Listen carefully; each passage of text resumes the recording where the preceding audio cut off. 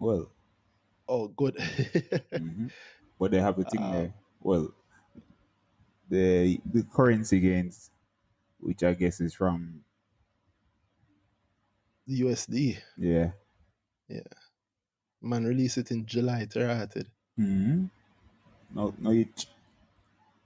Yeah, I think it's because I don't know. I don't know how, because I'm looking at it now. I don't know how he thinks or how it is thought that the results will be looked at. Because is it like they're expecting it to be good because they're back in profit? So people can I ignore think, the yeah, 9 month figure. I think that's what he's thinking. So, oh, we're back in profit. We're on the right path now.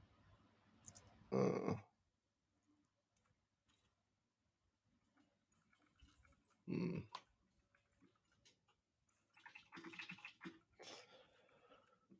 It's a bit of a gamble. That's the sort of thing that John Jackson always does, in my view. I've always viewed him this way, Host. as like, to me, this is how he sees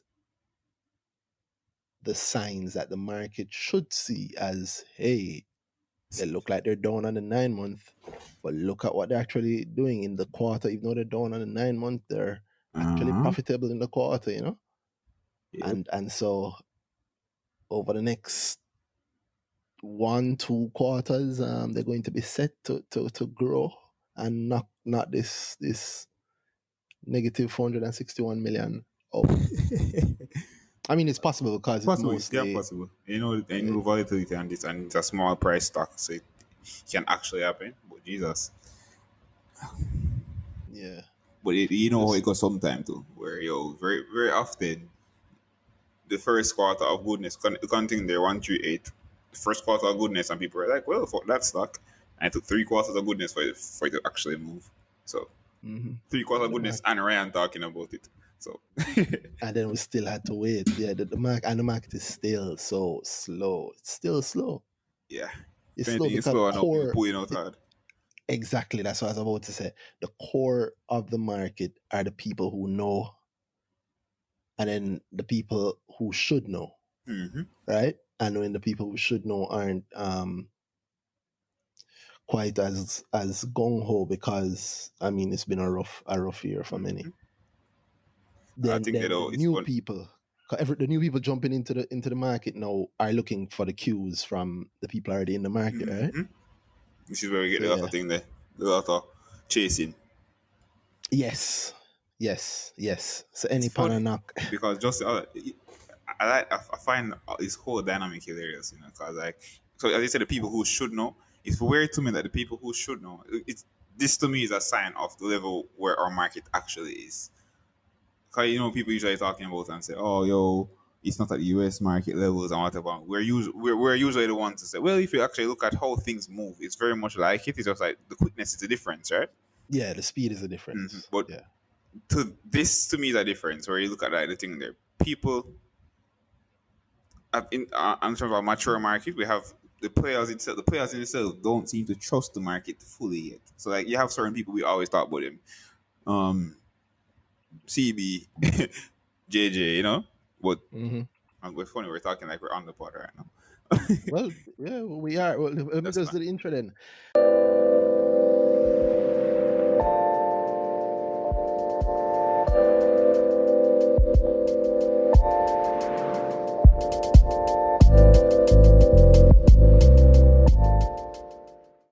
Hi guys, welcome to earnings season. You haven't heard from us in a while. I'm Randy Rowe at RT Rowe on Twitter. And I'm done at age and it. And yeah, instead of giving you guys another one of those reviews, Oh, review market reviews that buildings. we have cut up, yeah, I said to Dana that it might make more sense that we just have a conversation, because we haven't had one in a long time talking Yeah. about the market. And it's like, I don't know, it's half earning season, the early part of the true earning season. A couple of things coming out, so Yeah. you guys get to hear us have a real conversation for an hour or two. So Yep. let us go. Let's go back to what we're You're saying. just saying, yeah, what were you Yeah. just saying? Yeah. So to me, like the level of confidence the people, the players in the market have. So the people who should know, so the industry people, the people that are, should, they manage the funds, they buy it, they should be the ones that buy stock heavily. They kind of have the feeling I'm getting from them right now is fear. So I don't know what's going on. I'm not touch Very much. really. I have to get a really good deal for me to push something for me to put money in something. You get me? If you Yeah, look or at something that abroad looks now, sure, or something that the yep, bosses tell us that we have to. I yep, mean, or they know, Barita's APO is coming out yeah, soon, I'm sure. And you're going to see everybody push towards that because it will be the thing in the market exactly. that It's is a noise in the the market. bright spark. Yeah, but then that would be a great that's going to be an interesting one for me, right? Indeed, Because you're going to see. Sorry, I realize I interrupted your point. that's fine. Go ahead Continue. and I talk. can jump No, right no, back no, to it. no. We're coming right back to it because it's a big deal anyway. Finish your point. Oh yeah, but if you look abroad, people seem to always want to be in the markets. Even when there's fear, there's a good amount of money saying, "Hey, let's push in, let's push in, let's push in." You get me? Mm-hmm. They're always looking for where is the value. Let me get to it. Out there, There's you always find value I something. hear a lot of talking enough. Boy, it seems COVID happened. Whatever happened, the market fell out, and it's no longer. Let's look for the value. It feels a bit more boy. We don't know what the market. They talk about the market as a whole instead of boy. These are individual stocks that we can find value in. Other day, saw the spike in airplane stocks. You saw the spike in medical stocks. This is America. You, Mm-hmm. you saw the spike in again the medical stocks, the pharmaceuticals. Mm-hmm. People are looking for Value where wherever get it the is. value from now, or even for a different time, if a different time horizon. Say, boy, right now this look like within the next 6 months when things start looking different, or based on what this person is doing, I can go into that company and get some value from it. The fair thing, cut it. I can't have a I can't. It really doesn't cut it. Because if your general view is the market is a problem for you, then you're not gonna find any value in the market where definitely value is. So that's a difference to me. The maturity of the market, that specifically where the players are, the mindset of the players. That to me is a testament to the thing there, to the maturity of the players. I see Ryan put that thing there a long period yesterday. And he was speak and a point you've always mentioned where you want everybody to list the bigger players need to just come onto the market because there's money there. Of course, yeah. Yeah, so bigger companies get regional entities to come into the market. Just get this our market to be something that's where the maturity will come from. More options on the market, then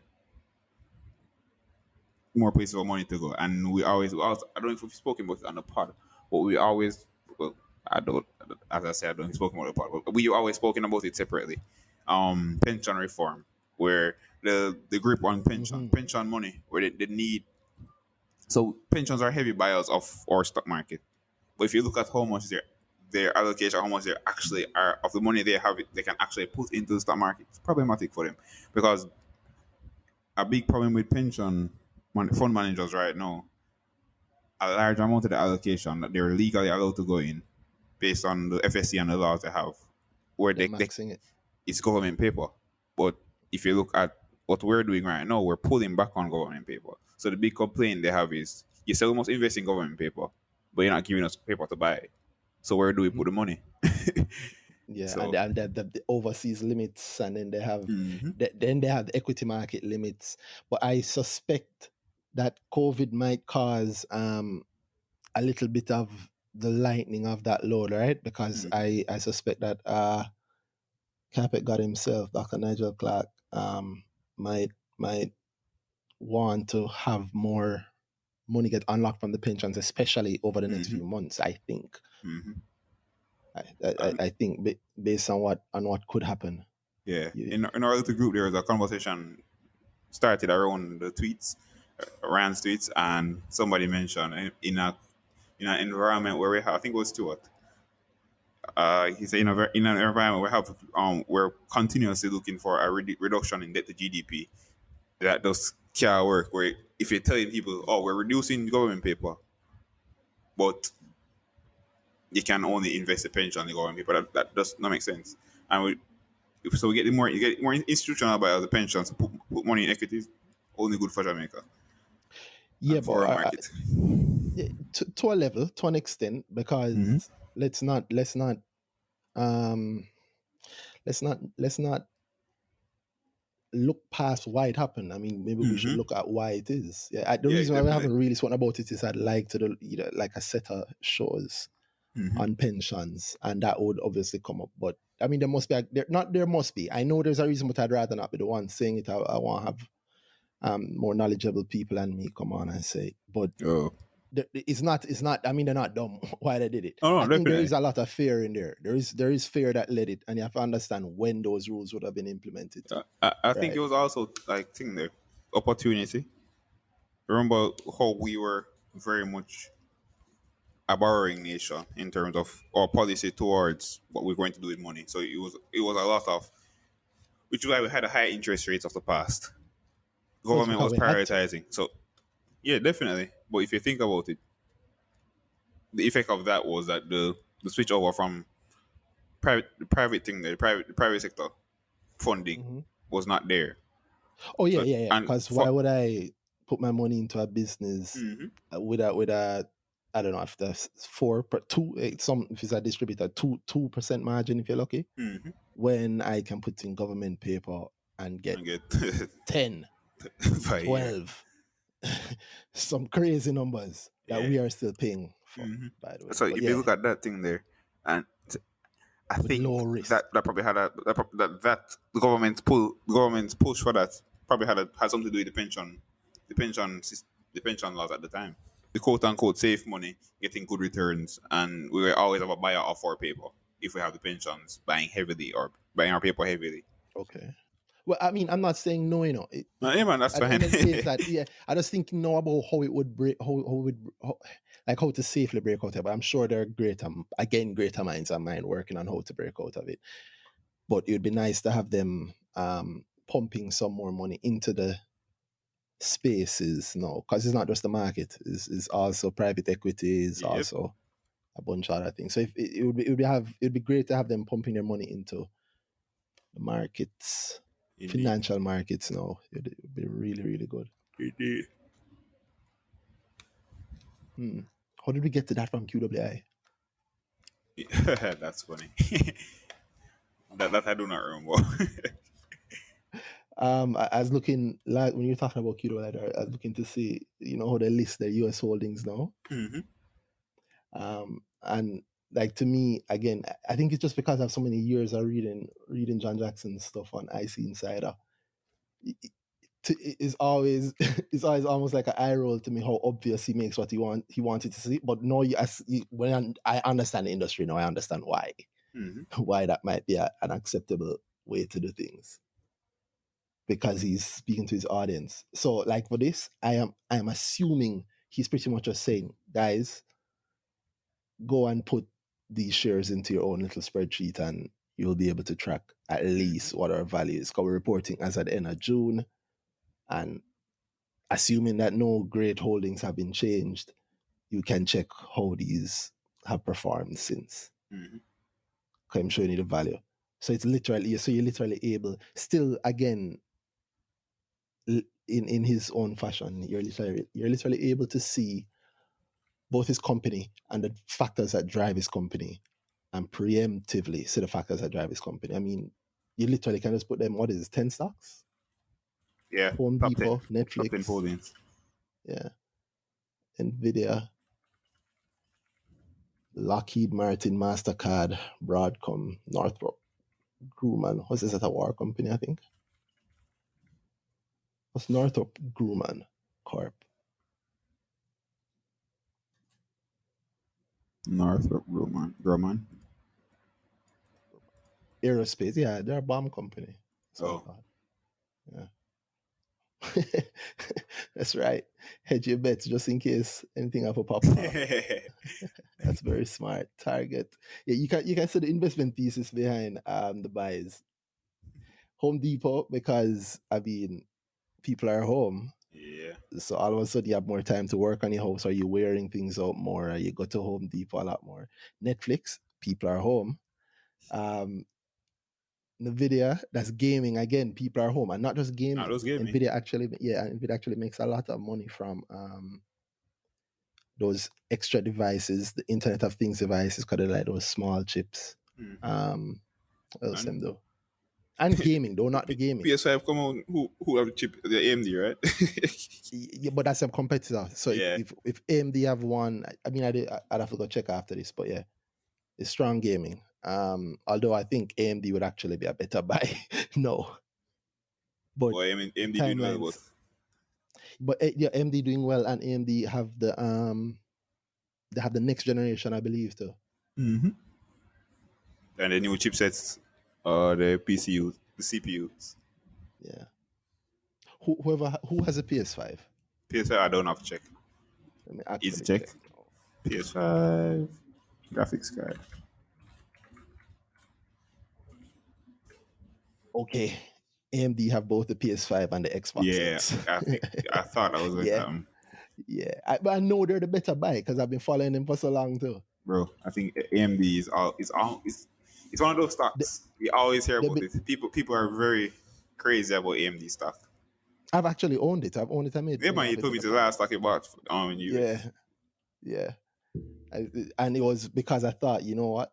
I actually bought it on the hopes of at home PC gaming becoming Check more and out more popular. and look at it Yeah, now. across the world, and It's that's exactly what has happened. look at it now.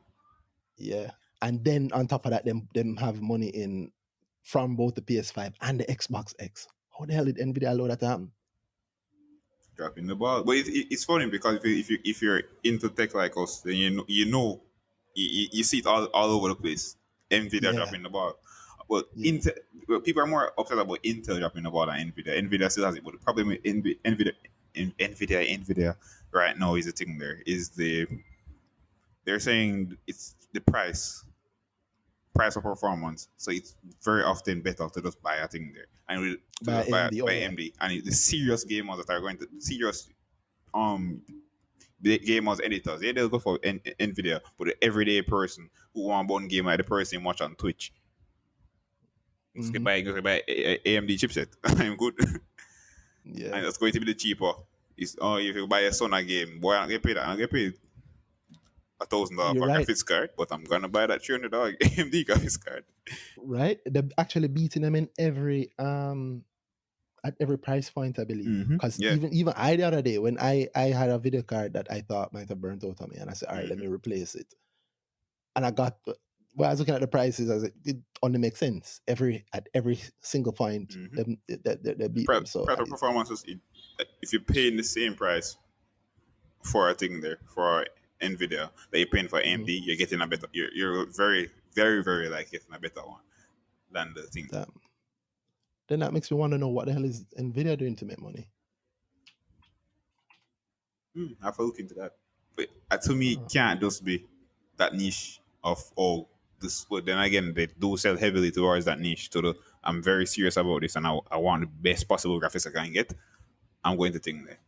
Because if like so you watch thing there. When I found out the other day that Amazon owns Twitch, mhm. to me that was like that was a signal. I was like, oh, any again, like Amazon buying into the whole gaming culture, the whole culture that Twitch brings around, which is man I born ain't game and him into. stream it.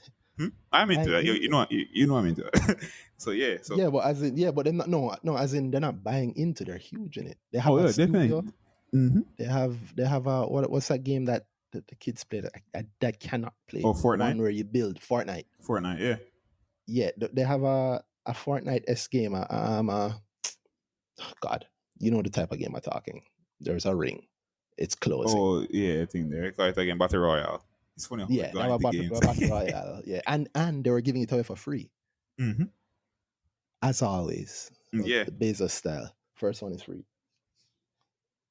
but so yeah, if you look at stuff like that, then very often the people on that platform that are streaming, it's very hard. A low end graphics card can't stream and one game at high graphics the same card. So very often they're at the higher level buying hmm at More Nvidia expensive card. buy the Nvidia card. And if I look at youth and I want the best team because this guy I watch on thing there, the guy I watch on Twitch, he has the best possible setup because he has that graphics card. Which if I can afford it, then I'm going to it.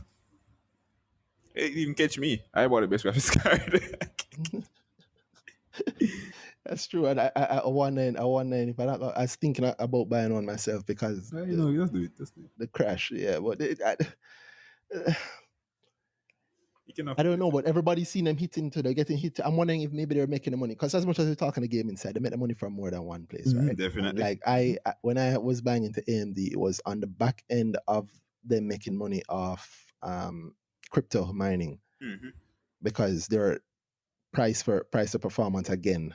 Crypto mining would give you the best of that. So, you want the best that you can get for the cheapest because you have to use it to do whatever with Bitcoins. I don't know what the hell they're doing. The point is, I know that couldn't last. But I also know that it was going to be co-opted by the big boys who always win. Mm-hmm. And I wondered, I mean, no, it's not that it's going to die because it's never going to go away. So somebody has to use it. So while somebody could make a PC to do the calculations to make them whatever amount of cryptocurrency, right? Mm-hmm. And you plug it in at work and you run it off the work electricity or something. And then because you're the person doing that, I mean, you have a certain limit to your money. So you'd buy like an AMD card or a bunch of AMD cards. When crypto is getting, which it is, no, it is as official as it is.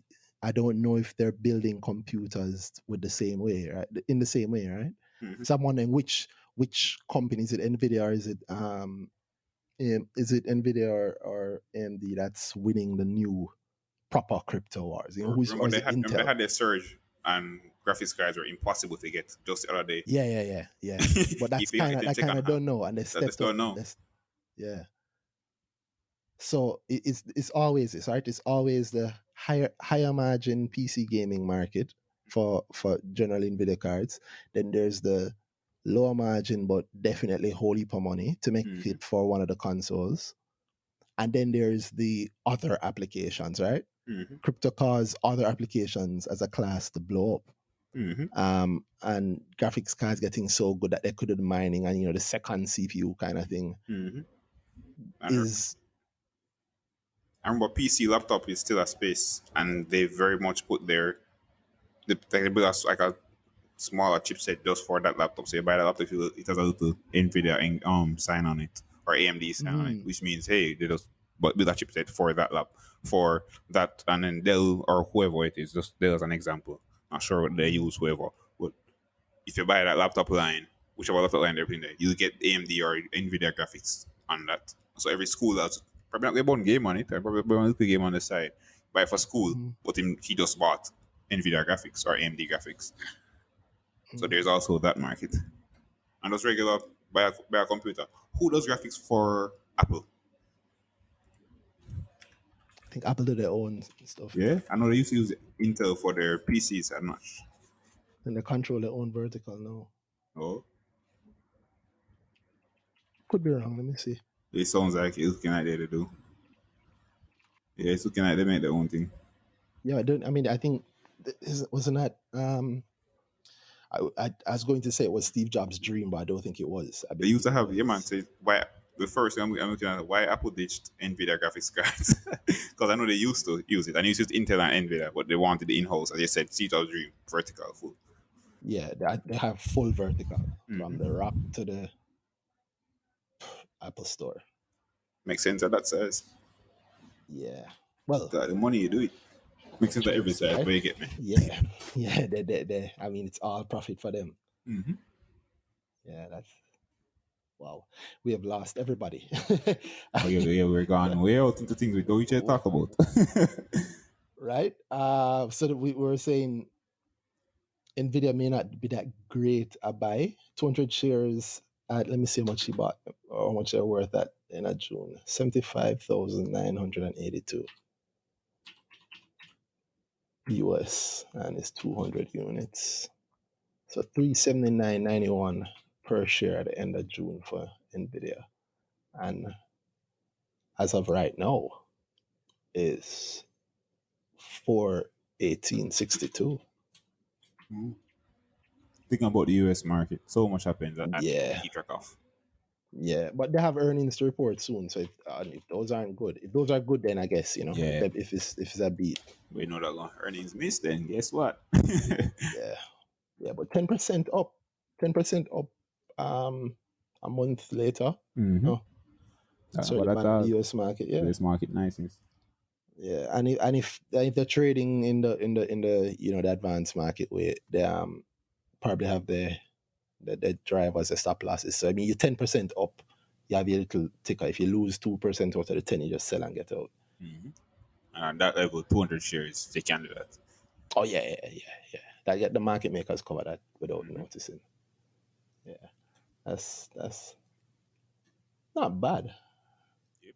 I mean, but that's the I suspect. Again, I don't know. Mm-hmm. Yet to Yeah, find out. I you're not suspect really that sure that's the what their thought around this is, what how long yeah. them buying for, what they're looking for in the stock. Yeah, and I always say how I always said John Jackson. We're talking about Key.ja, but it's not just John Jackson. Yeah, And I think the person who has a lot of insight on the U.S. market is David David. Stevens. Yes, Uh, again, an assumption of mine, but if so, like I was saying, we got to this point by saying that their investment thesis shows in what they have, right? So I'm saying you're at home for Home Depot, they're at home for Netflix, at home for Nvidia, Lockheed Martin. Lockheed I'm good. Martin and Northrop. War. Yeah, that's Yo, that war. China thing now is too good enough. Yeah. I mean, I think we do our war, one way or another. So, it might Anybody happen, hear from Iran lately? right? I mean, Yeah, yeah. that's how bad that was a run joke off us too. So. No, it's true though. It's true. That's Yeah, the it's very reality of true. life, and Yeah, that's history. true. And Yeah. what happened the other day, right before COVID, actually. Mm-hmm. Actually, I had this huge fear down the night. It hit me. I was thinking, if Putin decides that America, let's move on. Yeah. Let's talk about something else. Let's talk about something. It's a MasterCard, which is also smart, right? So MasterCard and Visa have been pushing financial access through the entire world. I've been on this Yep. push for The about Jamaica 2 see some more years. and more of it recently. Exactly. You notice that a lot of the drive and the push you've seen in terms of card access has been Visa and MasterCard, even the ads, Visa, Oh yeah, I was going MasterCard. to say if you haven't really, if I was wondering if I've been seeing them advertising more because I think I just because I just randomly pop and see one day and decided oh they're advertising nowadays, Nah, but they man, seem to two be to three advertising more. years now. Mm-hmm.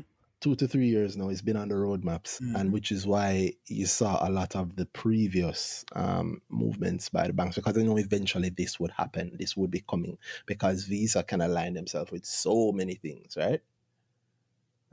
I don't know if the laws would allow. No, I think that almost definitely the laws wouldn't allow it, but one could imagine a situation where a gas station has a credit card assigned to that. Their credit card, right? The gas station's credit card, but they're not a bank.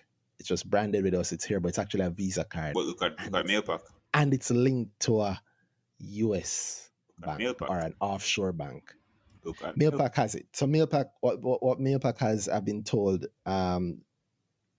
Big up Swavy. I think we're actually having this conversation a couple of days ago. He was saying Mailpack has a debit card, right? So it's your money. It's not a credit card. Mm-hmm. So how do you put money to it? I don't Which know how it bank does the works. fulfillment? I don't know. I don't know at all how it works. How does it work? You know? No. No. But you have services like Pay and Air and stuff like that. There's so many Yeah, it's options quite that easy. it's Yeah, obvious that the financial battlefield is getting extremely being wide. wide, Anytime you want to definitely. change anytime you want to change a battlefield, widen it. Anytime you NCB want, Visa debit cards not available. right? Right? the Right? the guys that And you haven't know been when doing they it for the longest time. Just have now done it. Yeah. So when the giant move, yeah, because NCB Visa debit card, I mean, that's great for you to buy on Amazon, sure, but NCB is now in a lot of countries. yep. And it's same NCB in Bermuda, is the same NCB in Half a Tree. Yep. Yeah, so NCB rolling out something is the same NCB in Trinidad. Even though, I mean, they might still be calling them Guardian, but they'll change. Yeah, Quite true. that's not a joke thing at all. Again, we got there from war. Just like the tangents keep attacking us. Yeah. MasterCard, yeah, but not Visa. All right, next topic. I'm going to hit you with the two when you don't need this one. Wow, It's yeah, but why somewhat you think related. not Visa? Why didn't not hedging of the bets, or maybe the hedging bets, but it's lower in value? Wait, go. What you said? Repeat. They have MasterCard, but they don't have Visa. Who? The Q.ja, I'm still looking at the Oh portfolio. yes. The US And it's funny portfolio. because anyway again, or what we're exposed to with recent is Visa. So I think Visa's Yeah, been it's just making a bigger push, but in our region, well, in no, Jamaica, they're I've competing. seen They more are news. competing. No, definitely, I'm not talking about, but I've been seeing more Visa related stuff in Jamaica. Mm-hmm. And But there are people, we're there are heavy Visa MasterCard debit, people here. but No? definitely. So why the The Visa? people, Why Mastercard versus Visa in the portfolio? I don't know. That was my point. I don't know. It's very. I'm wondering if maybe the Visa is a lower holding, so it's hedged, but I don't think so. 500 shares. Who knows? Yeah, maybe as a smaller holding in Visa, like as a hedge, Maybe. or maybe it's a price. But yeah, in betting on the financial wars also as a spread. You know, I always think Those that guys. when I Yeah, think you go of ahead. that type of hedge, it it rubs me wrong. Well, yeah. It's a kind of hedge that you do when you do you. Uncertainty. You're afraid of your bet. You're afraid that Yeah, maybe I pick two heavy competitors and I choose. And my I'm thought trying to is bet that on if both one does horses. well, then the other Yeah. will lose out. So my real thought is this versus this, and my head is choose the other one. It's like you buy the market and hedge against the market. Well, yeah, I mean they'll tell you that's good fiduciary Yeah, responsibility, right? That's part of the definitely. But fiduciary responsibility, yeah. Which is why you run your own fund and you run your fund in the way you want. Right? it's That's good. why. I mean, check Warren Buffett. He's not about that really. Yeah, As no, we but said, he does in some things, but no, it's when he something, making but bets, he make it's the it's big very often bets. it's not that type of bet. It's not the buy the index fund and then short the index fund. Oh it's no, very much. I'm going to it's choose I one, am the and my hedge is in index. a different way. My hedge Yeah, is, nice. I buy another industry because Yeah, and buy an industry smartly. I actually believe in that company and that industry, and but they're both opposed in some way. yeah, but you use the Buffett method is to use like the Berry method. I have Coca-Cola, right? I'm drinking this Coca-Cola. We're sending it as far and wide as we can on the back of the sweets, which are everywhere because kids everywhere in the world eat sweets, or everywhere in America definitely eat sweets. That means that stuff move across the country all the time. Mm-hmm. So it's only natural I'm going to buy, well, in his case, buy like a bunch of railroads, I think, Mm-hmm. and create CSX. Yep. Why? And you say, oh, well, that's, him buying the index. No, he is the index. Because CSX, when he put it together and create it, And my I money have makes now my money created for itself. exact. You think a lot of movement between the soda factories and the soda, well, the soda factories, the end points, the distribution hubs, those Mm-hmm. distribution companies, everything. You think all of those aren't hitting either the desk of the manager being told like, hey, we're switching over to this logistics provider or Mm-hmm. distribution. Of course, you use your own thing. Yep. Yeah, you send the money through your own network. That's what you're supposed to do. And in doing that, you build more of your own network. So now I have a guaranteed customer Mm-hmm. because I own company A and I own company C and company B is in the middle of them. I'm gonna funnel all my business through it. And if I have if I have shares in company B, or it's not, even better if it's not listed yet. Oh God. And that is actual private equity. Yep. Yeah, that is the actual game. That's the level of the game. And you can do it. That's OPM working for you. Other people.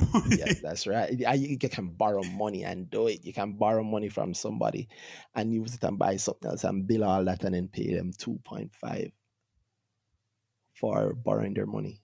Yep. That is the a slice of the Buffett method.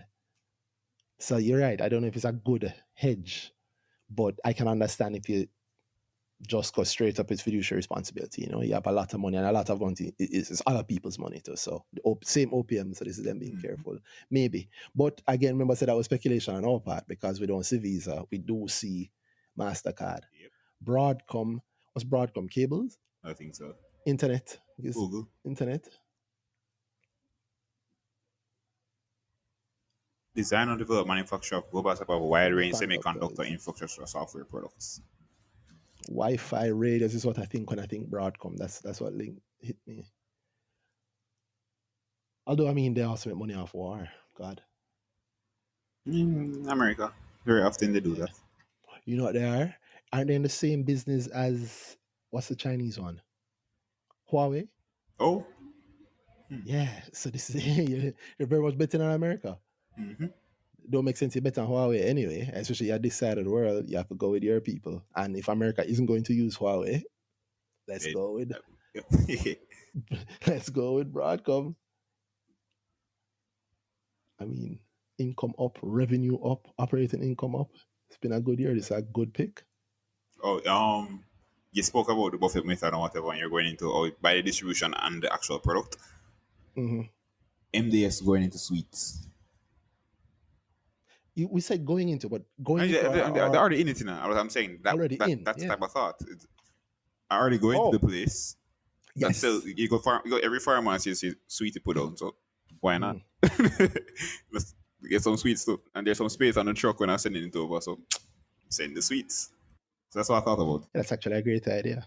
I'm waiting for a smaller company to be aggressive though and smart and pull. I was going to say I was looking for a small one, and then I was looking for the example, and I realized the example is the one. Like pull a divestment, like a Blue Power Lumber.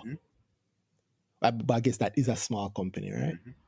We're not really Not small. really smart, but yeah. When you guys touch them, they tend to get very, very big very quickly. Did you watch the Dairyman interview? No.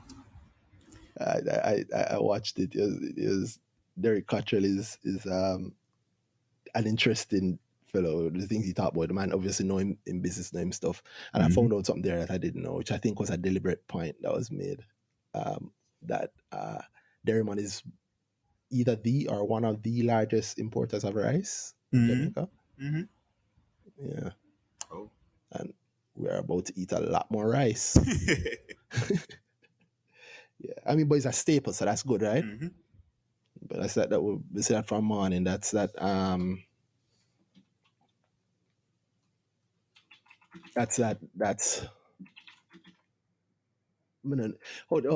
trying to find the right word to describe how he's run that business for years. I think about how many years ago he used to run that joke about razor thin margins, but maintain it and him know the secret to cash flow, boy. Yeah, that's crazy. Yeah, It's very funny how that worked out.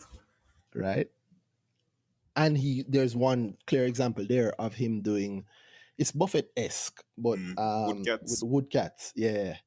Like we use you so much anyway. You're right there. And he Why? has and That's Apple actually. and That's owning the Apple. retail supermarket. Yeah, yeah, that's a vertical. If you hear him buy a bunch of farms, him buy a bunch of farms, him gone full vertical, you know. Yeah. Yeah, Funny. wow. What's his name again? Mega Mart with the farm push they did the other day. Yes. Similar type Yeah. thing. Yeah. Exactly that. And you see it at every level. So that's why I want it's like a Derek Cottrell doing it, because I consider that the lower level, although the money not low, but his money Yeah. definitely not low.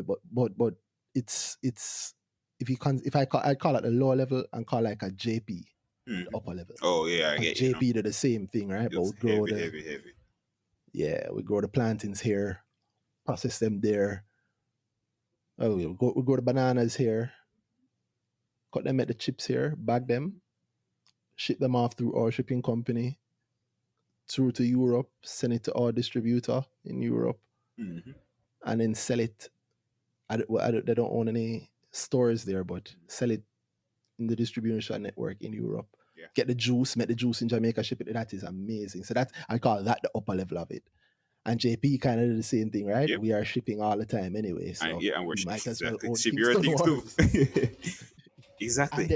And then let's do it again. Let's put or let's ship your things since we shipping all things anyway. And they're already shipping your things with Kingston, right? But they're shipping your things with JP too. With the Exactly. Europe JP JP what's the name again? Logistics. Yeah, I mean, it's a good. That's old school corporate law. Why is my phone Make your ringing? money, make your money. Can you hear her ringing? No. That's weird. Anyway, It's like it rang and knocked the point out of my head. JP, I was thinking about there's one specific thing, man. Something is about JP and them in Europe. I know they have the juice. I know they have the leading juice brand in Europe, and I know it's COVID and the sales. They took a hit last quarter, JP, on there was stronger at home sales in Europe. I think they said the channel shifted, but what was it? Like all of my JP points in my head now are going through them. I remember the biggest red flag I can remember is the cruise ship, the dropping cruise ship sales. And you mentioned that to me specifically. Yeah, but I don't know how huge that is, and they're looking funny to me. Like they've been looking like they're setting up to do something for a little while now. They've been saying it. Yeah, they have been saying, but Acquisition mode. yeah, but I don't know if their timelines match my timeline. You know that go. Yeah, and buy a company because it's going to be billions more in 5 years for them, and then a year after that we will start tasting 0.02 of that, which is at that level of money. Great, yeah, right. 5 to 7 years, I'll lock my eye and buy it. Was I talking to the other day? I talked to somebody the other day, and I was saying that if I had $200 million, I'd put $100 million in Panjam. Yeah. Because I wouldn't wrong you. I mean, it don't matter what happened. It don't matter what happened. Yeah, it's gonna be there. So you're betting with the big It's going to boys. be fun. Yeah. There, yeah. It's not about if they're gonna come out on the right side. It's which side are they gonna come out on? Because whichever side they come out on, Is your right side. yeah, well, the Panjam is one of them. I think You on the can, left side, I'm right. right? I was doing some research or something the other day, and it pushed me into looking through their story. They have an interesting story. The start of that, the guy knowing how his dad started and he set things up and apparently lost everything. There's actually on the website we talk about him family. His wife and kids had to leave the house in their dream house. I remember that their dream house in Oh, Norbrook. damn. Then buy it back? Yeah, like overnight, like pack up. and As just in, leave have they bought it back night. since? Well, this That's was straight, before you know. Panjam. Because This was before Panjam. As in, if it's in my listen story. to the timelines of what I'm saying. Listen to the timelines of what I'm saying. This is like, I think, 80s or 90s. I will see if I can find a link and I'll share it with you, and I'll also share it with the people. But this is before Panjam. So after he did it, he went through the trouble. He went on to do a whole lot. So you can probably buy Norbrook if you want. Buy it back. I mean, yeah. I would I buy it back? I don't know if I ever bought it back. Oh. I know that's how I know. So if I think that if it's going to be in my story, of if course. I don't mention that I buy it back in the story, I'm laughing in my head every time I read that because we bought that back. Yeah, man. Even if I never live there again. Yep. Just out of principle. Target Corporation, which I guess across America, good distribution. I mean, they're like the Walmart of non-Southern Americans. Although they are in the South also. Yeah. Bristol Myers Squibb. That I don't know. Squibb. I'll tell you, a gun company. We've said it to each other. Biopharma. The depth of the US market. There's so much options. Oh God, yeah. Yes. And then there's like, well, the level that nobody don't really talk about, the levels that people don't really talk about. Like everybody will talk about the Google and the Apple and the Amazon level. Yeah. Let's stop talking. Yeah. Yeah. Money somewhere else. There's money. There's a whole heap of small caps. Yeah. And you can do a lot of things. I mean, Buffett made his name in small caps. Yep. Berkshire Hathaway. Wow. Right? It's funny where that is now, where it's coming from. Yes. Yeah.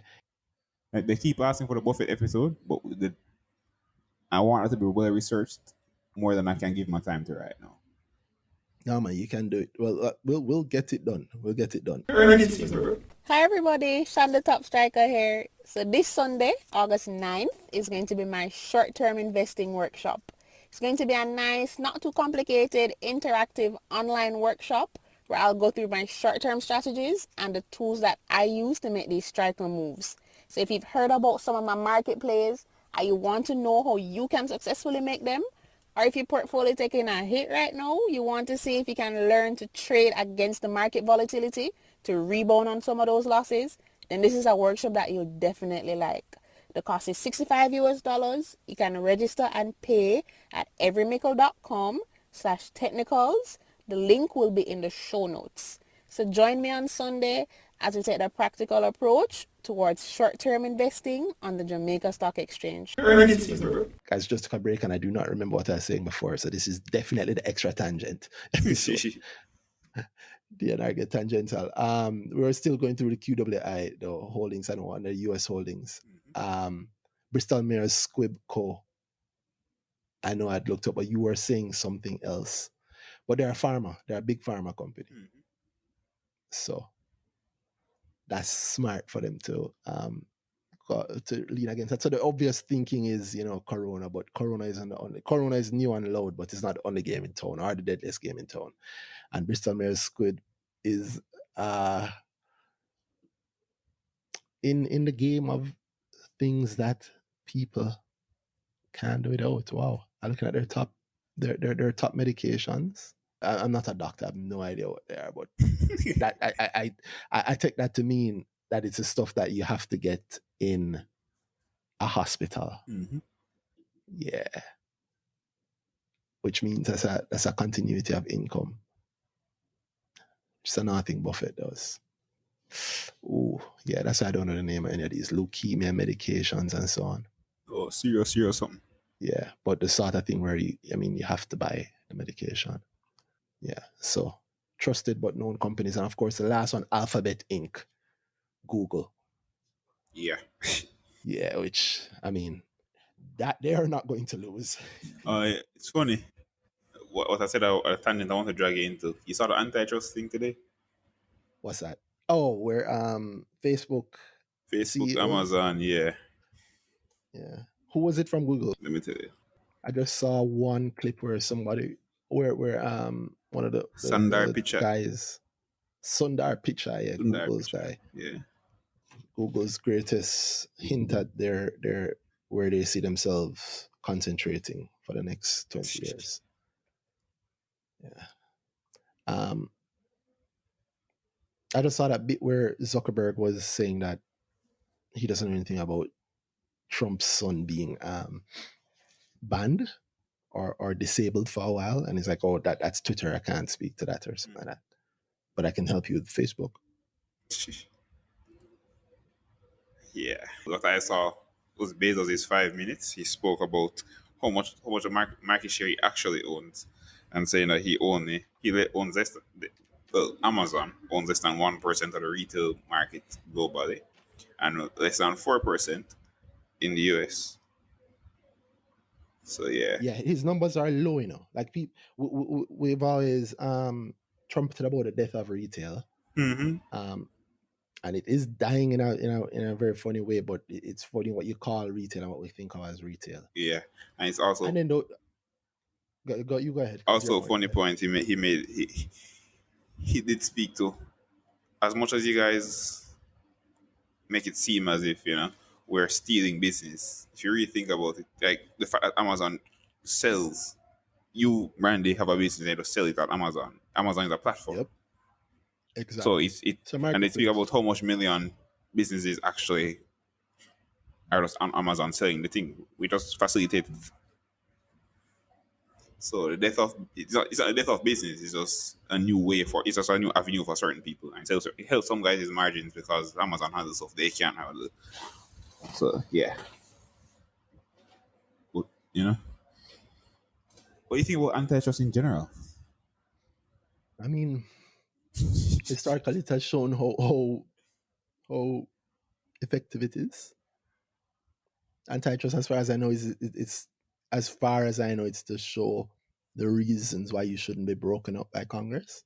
Yeah, that's how I think of it as. That's how the oil magnates Standard Oil was broken up, and it's so nice to say that. If you look at the history of it, all it did was that's when it created billion. That's when it created huge billionaires. There's no business runs along human nature.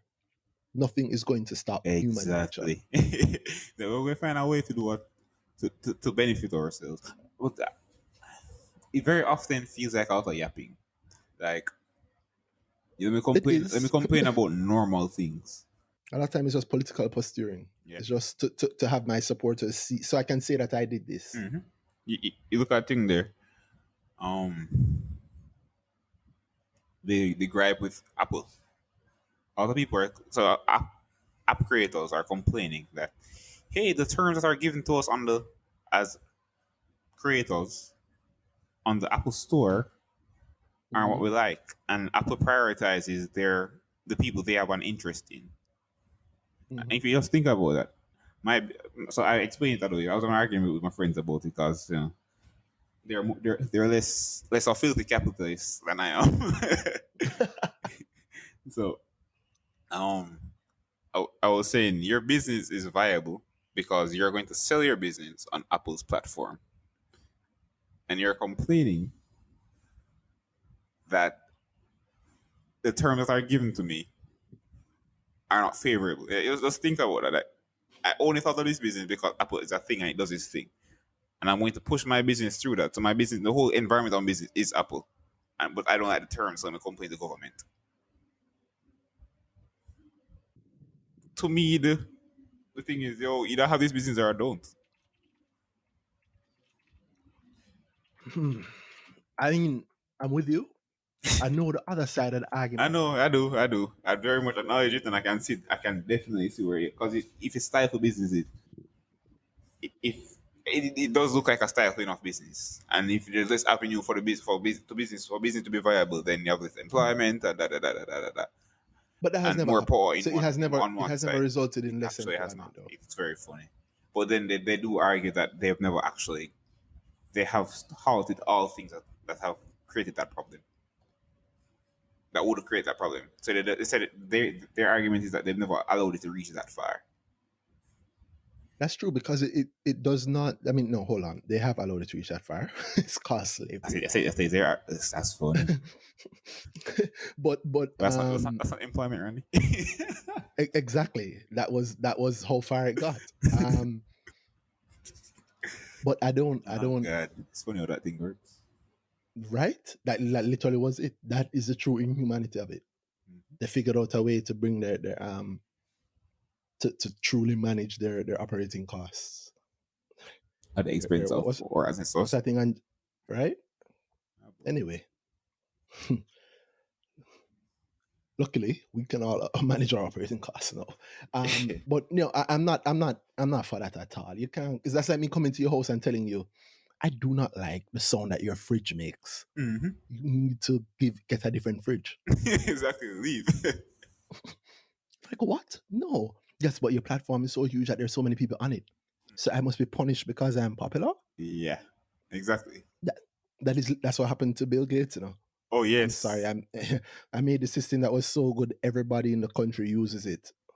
It wasn't a monopoly. I I invented did it. something. It's funny because when him again, what he did with the PC made it happen, and then there are a lot of other PC people coming up, and I remember the gripe I know about specifically was, everybody can give thing there, can come with. So generally, we have Microsoft Word, Office apps. We have no Microsoft Word, Excel, blah blah blah blah. There are also Excel like apps, also spreadsheet apps, also Word apps. And Bill Gates just said, "I'm just gonna make one, and I put on every Microsoft PC." And then basically, people say, "If I can buy this, and I don't have to buy that and that and that, they might as well just buy the Microsoft PC." And other people got so the people who were making the apps before started complaining, and his competitors were also complaining, saying, "Boy, him think of this," and other people got run out of business because he was giving a better deal. And somehow, some way, government is involved in that. Government is always involved because Political posturing. that. Yeah, yeah, yeah, yeah. And the more people learn about businesses, the better they get at not being fooled. That's simply it. Yeah, but my issue, big issue I had with what was going on today was the Google one. So Google, so Google, the search engine, was returning. So it was prioritizing Google related businesses. So say you have a thing there. I don't know if it's the example I used, but say Google invested in your tennis ball company, right? And I search pen tennis balls. It will return me the Google one and then the pen one. So the first thing would be the Google one. Mm-hmm. So people were upset. So pen would then be upset and say, "Boy, Google is removing me. The Google is giving their own thing, even though they searched my thing." So the searches are optimized for Google things. So the competitor, Mm-hmm. you type in a competitor and Google thing will return first. In my head, I'm like, "But it's just a search engine." Like, just think about that. There's no rubric. There's no. This is how search engines must act. If anything, Google created that. We sort of search engines were Yeah, I mean optimized. they didn't create it, but yeah, they defined it so well They did, again but because of their popularity. remember their niche was we give you the best. So back then, you search something, you get bugger thing there, and something very unrelated to your search. So Google was Mm-hmm. optimizing the searches, so you get the most looked at page for a thing there. So if you search tennis balls, you probably get some obscure page before from some other place that have nothing to do with Yeah, what you're and looking it for. wasn't very fast. Yeah. It wasn't very fast. So But Google said, "Hey, we increase the Google's speed thing and was we make sure that you get the best tennis, you get the most popular tennis ball search that people go to." So when I see something like that, I'm like, you're complaining that their algorithm is their algorithm that has nothing to do with your business either. Like, think about it. You sell tennis ball in a store, but somehow, some way, you're upset that the, you're upset that the search engine didn't show your tennis balls first. You're not paying a search engine to do it for you, but you're upset that when somebody search on their search engine, that they put their thing first over your thing. It has nothing to do with your business. So when I complain like that, I'm not with it at all. I mean it's complaining, but they complain and comply. True. Yeah, No way we do, that's right? literally it. Yeah. I mean, if you really have a problem with it, that's why I say human nature is the truth. If you really have a problem with it, you don't do it. And if enough people don't do a thing, they it stops happening. Right? If a place sell really good food, even if them even if you think that maybe them overcharge you, Mhm. yo, if a place sell really good food and the customer service there is terrible, you're still going to go to that place. Yeah. KFC joke. Ah. Oh God. But yeah, it's human nature. That's what it's built on. That's why Mhm. it's a system that is self-regulating. The day everybody truly feels a certain way about a certain thing, Mhm. that thing can no longer happen. Exactly. So if the problem isn't limited to just me being vexed about it, then it's not gonna change. Exactly. Is that a politics joke? Oh wow. All right, so I'm going to wrap this queued up like how we've certainly Oh squeezed yes, this one hard, yes, but it's yeah. good to see it's good to see this profit. I mean, we spent so much time looking at the US part of it. Like whenever I even touch on the Jamaican part, they still have the Access Financial, Mhm. um, the albatross around the neck, but the albatross helped them to soar high this Mhm. quarter. It seems Heavy still their holding, and hugest holding. it did well for the quarter, so contributed a Yeah, good amount of numbers to them. yeah. By and large, their hugest holding. Their second hugest is Grace Kennedy. Grace Kennedy is an interesting company. Yes. Can talk about that. Actually, Key.ja is a perfect company for us to use for this because it touches the whole market so well. Yeah, yes, it does. Yeah. GK the great. GK put out numbers the other day Other day recently. meaning? How recently? They did the last quarter, but nothing yet. Whenever I say recently, I mean what I really mean is have we spoken about it on this yet? I'm sure we That's touched them really it. to some degree. I'm not sure we touched them heavily. I don't think we've touched it really since we had to do it as part of the review. Yeah, I don't think we have Yeah. at all. I like the feeling of oh my god, never again that I get every time I think about the review. It took me like classroom reading, like teacher pick a new Yeah. to go read it and you have to do it. Versus, Yeah. oh, yo, this book is good. Let me read it now. I think it's the very first time I've ever done anything related to investing, and it was Felt like a a drag. pain. Yeah. Yeah. And it's a pain not because it was a pain. It's a pain. So I don't want people to think that we don't do it or we don't like it. It's a pain because It's the format, the way we're doing it. it's one thing for us to review the whole market. Yeah.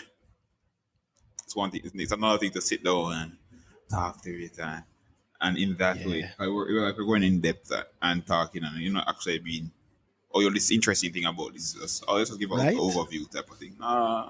Reading out them revenue and them profit. Oh God. Oh God. Oh Lord, it's like punishment. But them days done. And GK seems to also be saying that them days done in terms of the share price anyway. Them days done in terms of the excitement that they had late last year. Mm-hmm. There was this huge run up, Yep. like mid-November. Yep. It was at $62 a share. After the 40 that was killing me before. Guess what? Forever. And it peaked. It went all the way up to $75. Mm-hmm. 75.60. Ready for the road. January, and then it's a COVID, no? COVID and then well, let me it's say drop on before COVID. Yes, I was you know say what that it better. is? Trans. It have the same NCV effect. It have the same, yes. Yeah, trans. Too big. Yeah, it's too big and everybody to it. It's Yep. too much of a it's too much of a market stalwart or a established investor, the old schools. Too much of old school companies, a safe companies. The first company them take for buy when you walk in the broke. Oh, GK. GK, yeah, man. It's one you see on almost every recommendation. Exactly. You can hide your eye, you can lock your eye and see it. So as a result, everybody that was in that, when them hear about the big thing coming trans that them can't miss, them jump out of GK. Especially because, I mean, if you've been waiting for it from 40 something, or if you've owned it for a long time, even before, right? And you see it hitting 60 and 70 odd. And Transamaker is on the horizon. It makes sense. Hey, why don't I pull some profit out of this thing and put it into that thing I expect to make a lot of profit from? Yeah, natural thinking, because it comes right back again to what we say, human nature is a thing that you cannot go against. You can speak against it, but you can't deny the reality of it. So it started dropping from January from its spike, and it continued to fall throughout February. And then it showed a little bit of life at the end of February. And then boom, there came the coronavirus. Right at the end, early March, it just continued to fall again because of its nature, because of the kind of company it is. And it's settled now at the $56 level. Yeah, still rough. But if you look at it across them long timelines, right? Not even long, but I mean, if you bought it 2 years ago, you bought it at 40, maybe not, right? If you bought it like mid 2018, you probably bought it in the 50s. So I mean, you'd be kind of like 10% ahead of where you are where you are now, right? But arguably in the most exciting time of the company's existence. Shifting up. Getting ready to move again. Right. I mean, the two most interesting things I see is a movement of like staff, and I see one Stephen Whittingham got named head of what they call it, digital innovation.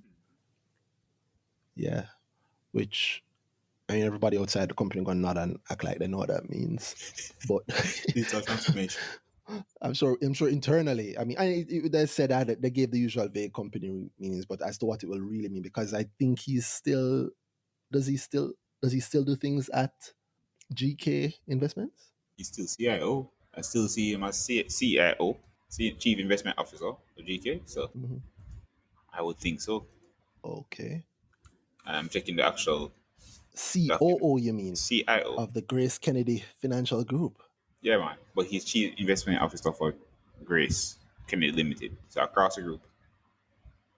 So yeah. That's a lot of titles. Yeah, those titles really tie together. So if you're top of the investment arm, then you're usually CIO of the whole group. Have fun. Exactly. Because that is the point, right? The point is that the group exists as a conglomerate and it is managed that way. So naturally, the person who we have handling our investments is going to naturally be the head of our investment arm.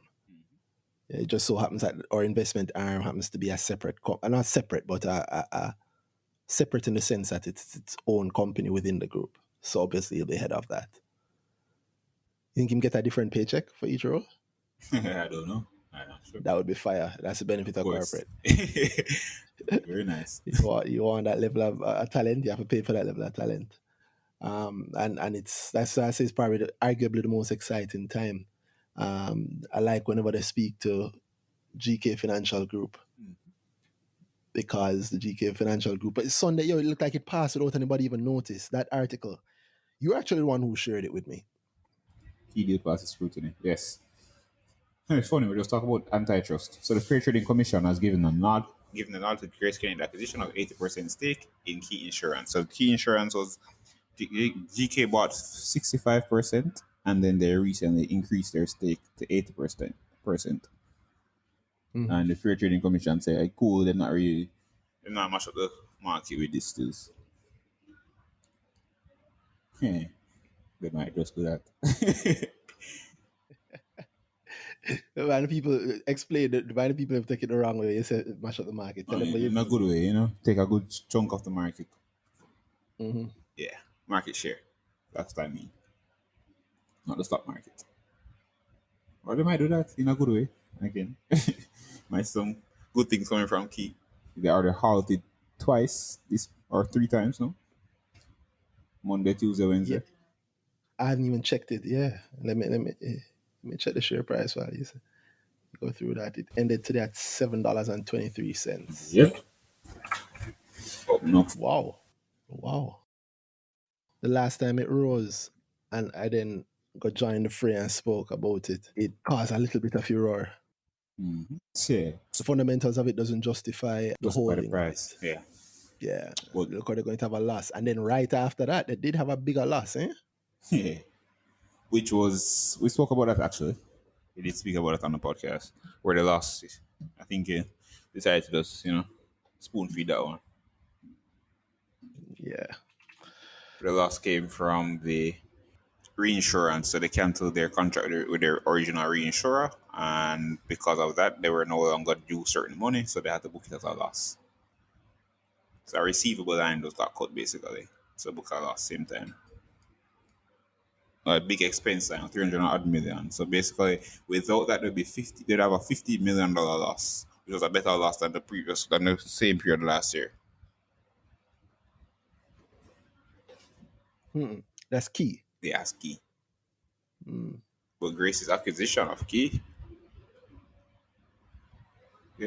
buying more. So to me, I think I think I've said it to you. I'm wondering if he might be surprised in this report based on the stock I've seen here. They do mention that they're still considering the rights issue, which to me was always going to be considered that not that should do so. Unless something happen, like something good. Like they think that some other deal come on the table for them, like they get a better deal for the money. So otherwise Than free money. than a rights issue. Well, it's hard to imagine what could be better, especially if you're the one brokering it. Exactly. Which is why I very much think the rights issue just get happen.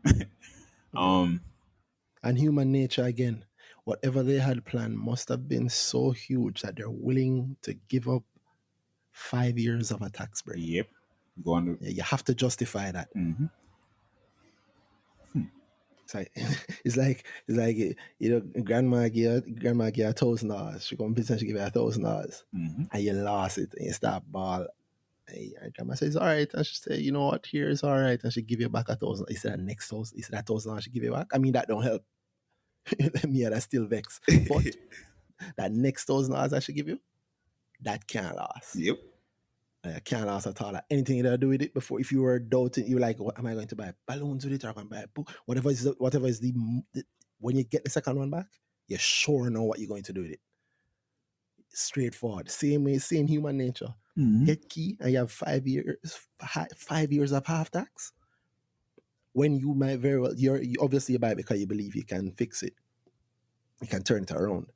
So if you project your turnaround and you see it good, and you can also do that without paying the full tax bill, paying half of the tax that you would have to pay. So that mean, common sense, especially if you're a group like GK, you want that money for, I'm sure, other things, or it could make a nice dividend.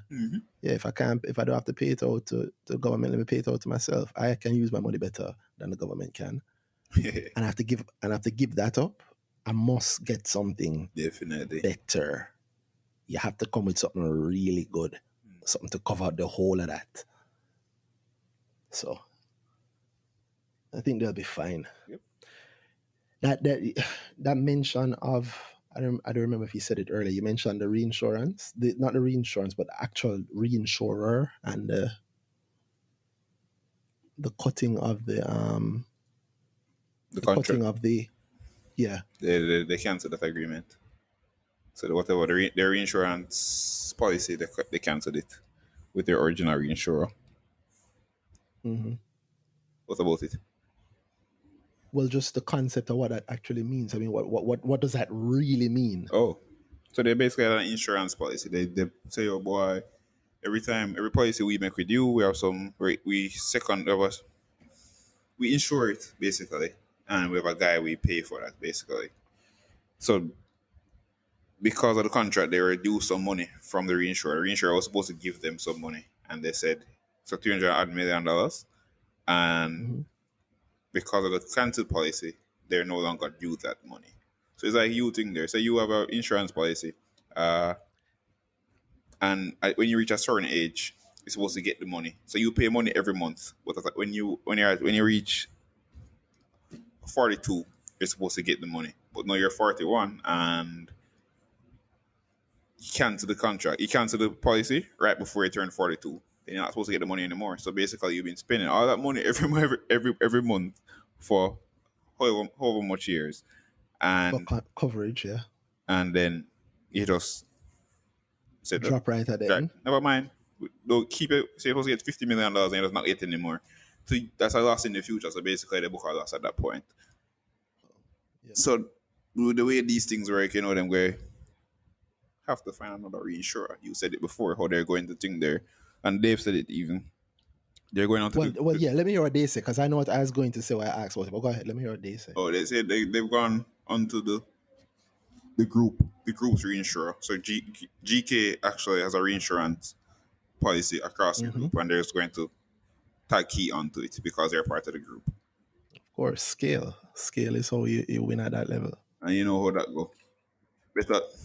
Better deal on if it's more money under one umbrella, then you get a better deal. So since GK across the board was doing that, then they had a better deal. So I figure Key, they wouldn't just cancel the contract and move into a worse deal. So I figure they'll be spending less on the reinsurance contract, the reinsurance going forward. Yeah, I can see that also, but let's think practically. All right, so let me admit that I don't know. So this is me talking, just straight speculation. But you said that they said, you think about the exact wording of what they said with Key and the reinsurance. You remember it? Yeah, do you have it Key insurance partner was Hamburg Re. This was from the article or from their report? But I'd rather go with the report now. Where are you reading the article? All right. So the article is one you just send back to me, but I don't open the report. So the Key's insurance partner was Hamburg Re this year. Like sister company GK General, Key's looking to do business with Willis Re. With who? Willis Re. So the same one that GK General Insurance uses. Okay, and who was Key's? Hamburg Re. Hamburg Re. And then Willis Re. Willis Re. I had this crazy idea in my head, but I might. Is that what you're tweeting about? No, insurance. No. Oh. I never wanted to touch politics, but. Oh yes, that's what I thought it was. But you know that go Randy tweet them after night. Yeah. Everything Randy tweets is about the market, so you know. Right? After night, I have a life out there. After that night, Randy tweeting about the market. Oh my God! No one has asked me what it is, so that's good. I'm sure it's coming. So the idea I had in mind was that I had this crazy idea of suppose they just, it's not like really that they don't have the reinsurance, right? Or like they cancel a contract, because why would you cancel a contract if Get there new was money. no, yeah, if there's nothing there, they don't make sense. You must have some plan where you write it in or something, right? Mm-hmm. Or is it that, because I didn't go over the exact reasons why they had to put the loss? Is it like a financial reason why they have to put the loss because it's not sure? Is it like one of the IFRS 9 things? You No, have to so book it's just the possibility it's of just a this? thing there, a loss of a receivable. So it's just like it's almost like ECL. You due some money, but you're no longer thing there. You're no longer due that money. So that's the part that I So keep trying to pull your mind to. That's the part I'm trying to pull your mind to. What makes you think that they're not going to get the money? Look at the wording of how, I only read it the one time when it came out. So I'm working from memory here. It's a long time it come out now. But look at the wording of how that thing was. Look how it was worded. Is it that, listen, there is no clause in the contract for us to get back anything. So based on, and again, I'm not, neither of us are advisors. We should have said that at the start. And guys, if you've gotten to this point, neither of us are advisors. We're not licensed investment advisors. Now this is investment advice. And I'm also not obviously a lawyer or an insurance agent, right? So I'm just speculating here. Here's my point. What if I'm talking to you, Dana? You're my reinsurance. I buy this company. I come in.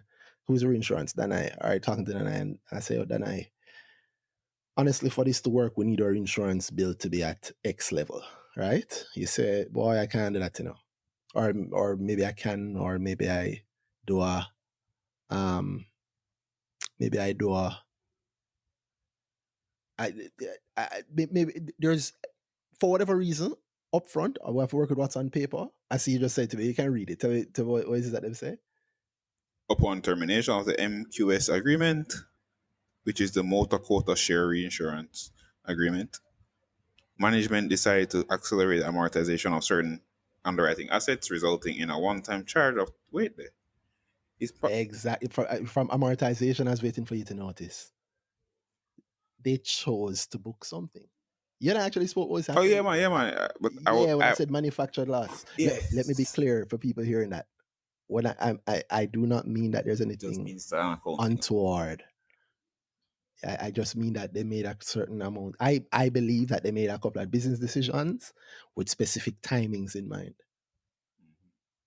Yeah, because he made the decision to close the contract, and if the contract doesn't have, so I use in this example where I say, yo, then all right, I'm gonna lock this contract. No, the contract does not have an agreement in there for the agreement. Or it says relating to the terminated MQS agreement. There was See, I don't think they were due any money then. I just think that no man. There's a specific thing. The amortization, of course, they said that they sped up their amortization. Also, for the people listening and wondering which one is it, just tell them which quarter report you're reading now. this is the March quarter, most recent report from Key. What is that, Q1? Yeah.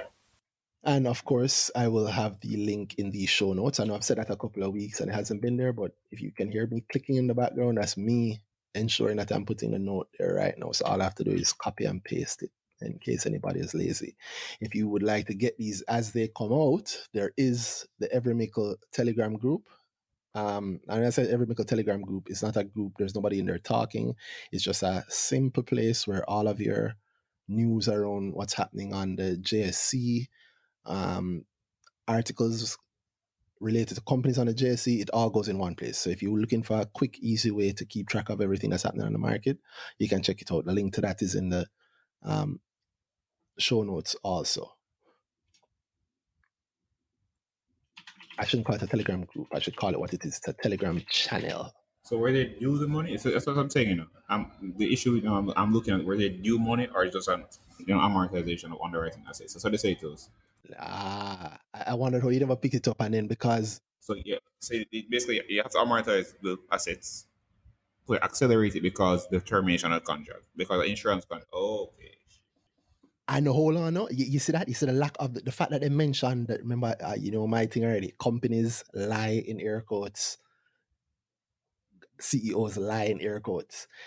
remember the idea behind how IFRS 9 works. I'm not saying it's IFRS 9 related, although it might But be. you know how. But You know how. Randy's an accountant. Yeah.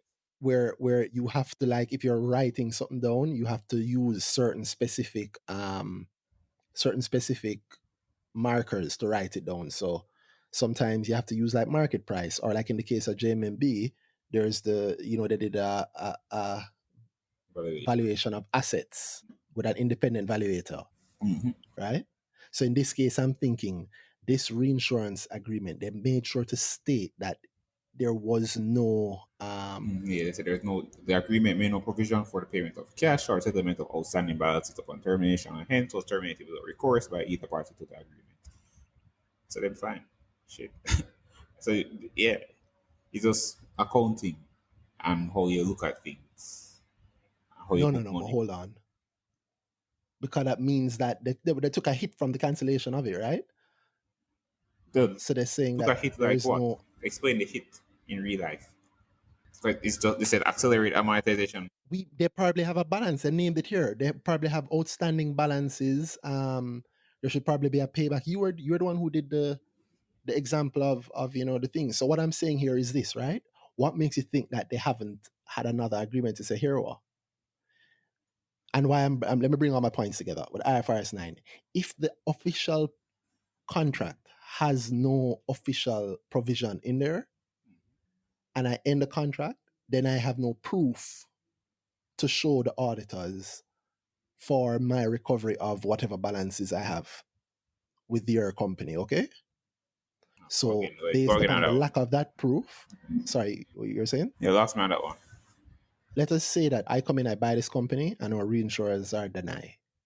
I approach Deny and I'm saying, hey, I want X rate. Then I say, I don't know about that. I say, all right, here we're going to cut the policy. He said, cool. We cut the policy, right? Now you have a $200 million balance there to pay me back. However, the policy itself doesn't state that if I cancel, you have to pay me back. There is no clause in there stating that, right? We're now in the realm of hypothesis, guys. I don't want you to say Randy did say this and it's fact. No. Dana isn't going to thief my money. Dana say, hey, I have this 200 million here for you. I say, you just hold on there, Dana. I will tell you when to pay me back. Just confirm for me that our contract does not have a clause saying that you have to pay me back. Dana is like, no, there's no clause in there, but I'm not going to take your money. I'm going to pay you back. I don't want to have a bad name with you or whatever, I understand you get bought out, years of business, blah, blah, blah. I don't want to say that's cool. I'm not saying I'm not going to take the money. I'm going to take the money, but just please hold on because I have a vested interest in being unable to show my auditors any proof of 200 million coming onto my books soon. Because I'm doubting thing there. I'm doubting that because of the way insurance. No, man, hear me out. So I end the agreement. And so because of that, I have to amortize a cost. And I say, well, is there any recourse? No, the contract doesn't include any recourse. Okay. And so I have to write this manufactured in air quotes. I don't think they're doing anything wrong or illegal. I have to write this manufactured loss onto my books of the 200 million, right? In 3 months, after I have changed out management, fixed things up properly, have my people in, and I'm now on my big groups in reinsurance policy too. And I also want a nice little boost, maybe to make the numbers look good or excite the market around maybe a rights issue. I say, hey, Dana, that 200 million you have for me, you can pay me back now. And you pay me back, and I report it on that quarter's numbers. You are always going to pay me back. But whenever you're doing anything along IFRS 9, you can't just say you're doing it. You have to show proof. Anything audited, you have to show proof. And if you don't have, so even when you say that you are putting expected, when you said, I thought you got it when you said it's exactly like expected credit losses. Even though you say, I am going to get paid by my customer, where we have a 10-year relationship, they always pay. The auditor says yes, but Corona is happening. So you have to make some accounting for a possible loss. And I say, all right, I'll make an accounting for a 10% loss. And auditor said, come on now, the industry average for your industry is 30%. And you have to show proof as to why you think 10% is a better number, right? You can say, well, no, look, here's this agreement we have. We have a really good relationship with the customer. But I'm thinking about it differently now. That's what I'm saying. I'm not thinking about it in the same way exactly like that now. But you should, because it's the same principle. Yeah, but all right. So, If I know, think about what this is. This is a legal lump sum of money that you are going to give me legally, as per perfectly fine legal, but it suits me right now I in know I this get quarter. what you're saying. I'm not saying I don't understand what you're saying. I get what you're saying, no, but I'm not. And the contract, you have to understand this, the contract has assets linked to it. The receivables are an asset. But it's what I'm So saying. the second you cancel a contract, you have to say what happens to the assets. And if you can say, listen, the contract does not, which is perfectly true, the contract does not have any recourse for the recovery of those assets, then as per those rules, you have to take the hit. Just like how with ECL, you have to put the hit on your books. And even when you know your customer going to pay you, you still have to put the hit on your books. And then in the quarter, when the customer does pay you, you get to book a bigger profit and take it back off, right? So there might be a quarter that you know down the road, because obviously you've been planning this for a good little while, where you specifically want a good hit to come in. All right, so I'm not saying you're not right, by the way. I'm just saying. Yeah, I don't care about that. I just want to hear it. Hit the theory. Let me hear. All right, so I think I'm thinking about it different. Insurance is basically I'm going to pay you every month because I know when I need the money. When I need whenever whatever agreement we come up on. When the car crash, you give me X amount of money. Cool. That's regular insurance. Me to the company, yeah. So that's basically reinsurance. So No, why is that? reinsurance is no. I am going to take any hit that happens to you, Jim Brown's insurance broker, insurance agents, insurance companies, and I'm going to reinsure you to a certain level. So there's a certain amount of money that I'm going to give you, but it might not be the same. In fact, you might have to pay out to Danai more money than I'm going to pay Okay, out definitely. to you. I'm just insuring your I'm insuring your insurance contracts. That's what insurance is. Yeah, exactly. I'm taking on the risk. Yeah, I'm Invented by moving. Lloyds. Yeah. So what's the difference? Well, It's the same. It's the same. It's the same. It's the same insurance. I want, yeah. You want Dana is like, you forget that we're still on the podcast. Yeah. So I get what you're saying. You and I know that, but I'm making sure that you state very clearly, so I don't have to put up with hearing how you're saying the wrong thing. All right, cool. So, yeah, so I'm yes, just being don't careful. worry, you explained it well. So yes, so Yeah. it's still an insurance with another person. I am the insurer. I'm also insured. Cool. Yes. So basically, it's the same agreement. It's the same type of agreement. So what I'm saying, they specifically said they're accelerating the amortization of certain underwriting assets. That's what got me. So basically, how I'm understanding the book insurance is that I have to amortize the possible money over the period of the contract. So if I have 1.5 million and I'm paying out money to you every month, then over time, then I would say, boy, that 1.5 million that I'm supposed to get insurance or whatever, the money I'm paying out every month to you is cut down against. So when I accelerate it, they basically hit all the things. They hit all the money they'll pay, all the amortization bill, which is the quote unquote deterioration of the money. Boy, I hate accounting explaining it sometimes, guys. Because I feel like I know I just lost people. All right, well, say it over. Say it in a way that it won't lose people. You didn't lose everybody, but say it over. So basically, Randy will give me $1 million if I pay him $10,000 for a period of time, right? Every time I pay Randy $10,000, I would weigh that against the money he's going to give me. So basically, at the very start of the contract, if I pay him $10,000, then he has what? I start the contract, right? He has $1 million for me. Every time I give him money, then in a sense, he has less money for me because I'm basically paying off that balance, paying off that $1 million balance. Get me? Make sense? No, I'm with you. Cool. And the audience won't reply yet. Yeah. Yeah. So I don't know if you're correct though, but I'm with you. that's how amortization works to me.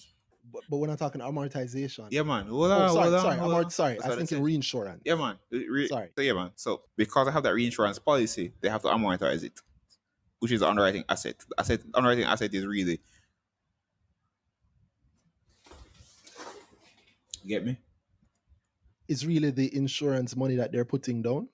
Sorry, you chipped out just now. You're saying the amortizing asset is really, Underwriting assets. Let me just be sure. yeah. I mean, how I see it is this: you're on the right path. I don't know where you Yeah, stop. man, yeah, You're man. pretty So much cool. saying Yeah, so basically, when they said accelerated, basically we have money to pay them still, and they have money to pay us. pay Yeah, us. Yeah. meaning if we're putting ourselves in the I think let's use real companies. Oh no, there's too much iffy ground there. We use Yeah. A and B. So I'm company A, you're company B. You're the reinsurer. You're Lloyd's you're Danai of London. I'm in Jamaica. I'm offering insurance on cell phones, right?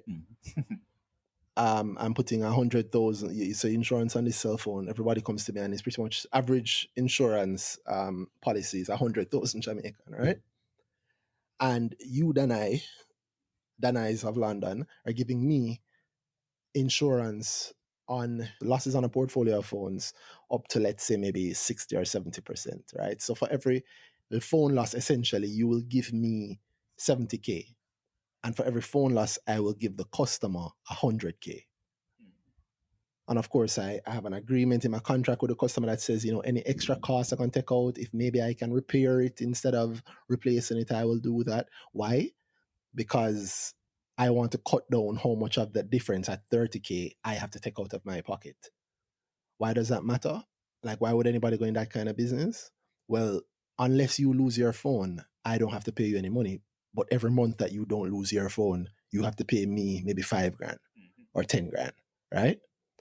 So you're paying me 10 grand every month, or let's say 7 grand every month. And if you lose your phone or get robbed or the screen break, I will replace it if I can, or repair it, or give you a replacement, like I said, or I'll give you 100 grand or a brand new one, right? Then company B gives me 80 or 70 out of that 100 grand. In the event that I have to do it, what you're doing is you're cutting the risk. And for him to give me that 70, I give him maybe 2 grand out of so 3 grand out of the Money you pay every month. money that I get from you every month, right? You, the customer listening. No, then I have a nice little sweetener in his package, which is why I chose him as I chose to reinsure with him, which is that him say, okay, every year I will give you back 2% of everything you give me as a lump sum. And also, just because we're a regular business around the world, we don't do business with money immediately. We obviously have balances with each other, right? So you listening here right now, person listening to us on the podcast, you lost your phone and you did an insurance claim with us, and we paid out 100,000 to you. And we said to Danai, hey Danai, we have to pay out 100,000. Give us the 70 that you have for us. And then I said, cool, no problem. I'll pay you next month in a month. That 70 is a receivable. They are saying here, again, this might be a huge misunderstanding of it. So if we're wrong, somebody feel free to let us know. But my understanding of it, my assumption of it is like this. The contract now has linked to it that receivable, the 70 grand you're supposed to pay me, and maybe the little 2% that you have for me from last year's total money paid to you, right? The bonus. But I just got bought out and my new owners have terminated the agreement. And because the owners have terminated the agreement, finance rules say that they have to amortize the underwriting assets, right? They have to put the charge up front. They said that accelerated Unless amortization. That's the problem with me. as accelerate amortization of certain underwriting assets The resulting in a accelerate part. one-time The charge. accelerate part. Cool. And I get that. Fine. It's accelerate. In other words, they moved it forward. Mm-hmm. Yeah, so maybe we didn't have to amortize it until Q2, we never had to amortize it for the rest of the year. So maybe the contract was the rest of the year. We took a little piece every quarter. Mm-hmm. Yes. But instead, we're going to take the full year right now. Yeah. Why? Because we're canceling the policy. No, when you take a hit like that in just regular business, not thinking normally, straightforward, you don't want to have to take a hit like that, right? So you would show evidence and say, hey, I don't want to put this negative 200 on my books. Here's this clause which says that in the event of early closure of the policy, we will have a 5% fee and we will return all outstanding balances and blah, blah, blah to you. Right? This agreement does not have that policy. So they don't have that to show. No, you could maybe go to the reinsurer and say, hey, let's draft up something to show that you're going to pay us it. But I am saying that I can see a path where you definitely go to the reinsurer and say, hey, that money you have for me, we're going to pay it, right? But no, you can give me separate paperwork or you can sign it with a grace group. And then when the auditor says, okay, if you're amortizing this contract, you have to pull all the costs from now to the end of the contract forward, unless you have something to show me that you're getting some cash back. And I go, no, the policy doesn't, the contract doesn't have any clause for that. Okay, well, you have to put the negative whatever on your books. No problem, cool. And I put the negative whatever on my books. Why? Because I also know that one, you're about to get reinsured within the group a lot cheaper. Two, maybe 2 or 3 quarters from now, you're going to pay me, you being you, Danai, Company B, Danai's of London, you're going to pay me back that money that you have for me because we have maybe a gentleman's agreement or a larger agreement. Or maybe there's some transfer between both reinsurers, right? And hey, you give me a credit charge here, and I will give you a negative there. And on the group GK policy, maybe they get a negative to the tune of whatever this amount is. Assumption on my part. Again, I don't know. Straight speculation, guys. All right. But I'm saying I don't really think that this money isn't there. I think that they pull the money up. I think it's a loss that they didn't have to take, which I did say that. They moved it forward. But I don't think that they're walking away from the money. That's what I'm trying to say to you. I don't think they're walking away from the money. This isn't the kind of money you walk away from. To be clear, again, I'm not saying I don't understand you. I'm just throwing doubts.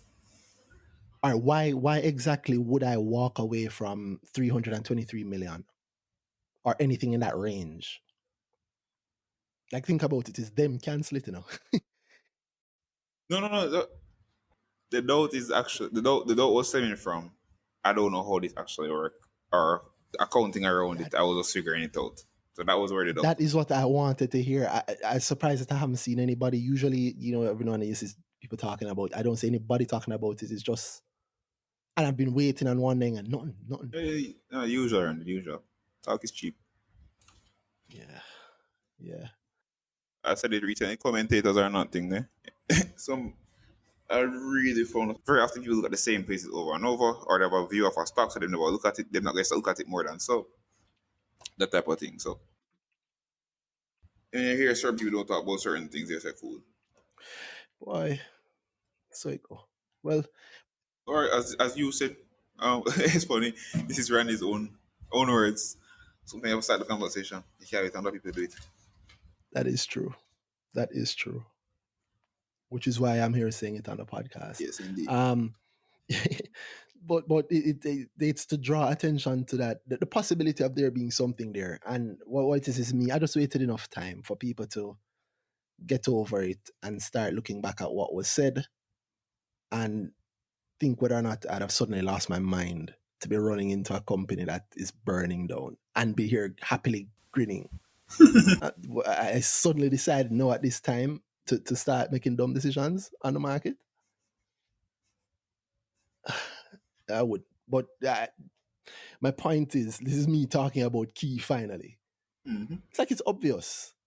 They didn't, and everybody, all of the things I saw said about it were to say, oh, the fundamentals were supported. These guys are making a loss. And then the second loss, which is the one we're looking at now, came out and, oh, wow, an even bigger loss. Wow. When it's clear. And when I say, yeah, but GK. The thing is, it's funny. No, you know what they say? The funny thing is they say, yes, there's a GK taking over, but still, it doesn't warrant I'm like, it doesn't what? You believe in GK, but you don't believe in what they buy. That's weird to me. Somehow GK the best thing ever, but boy, GK buy Key them most fool now. Like you think they're smart until they don't align with whatever. But I don't know. Selective common sense, I guess. And then the thing is, it's not like they didn't say a lot of things from long before, right? So it's obvious that there's a lot of stuff coming. And if you look at what GK is, the grow people know this. You look at what they do for money, and who they actually are.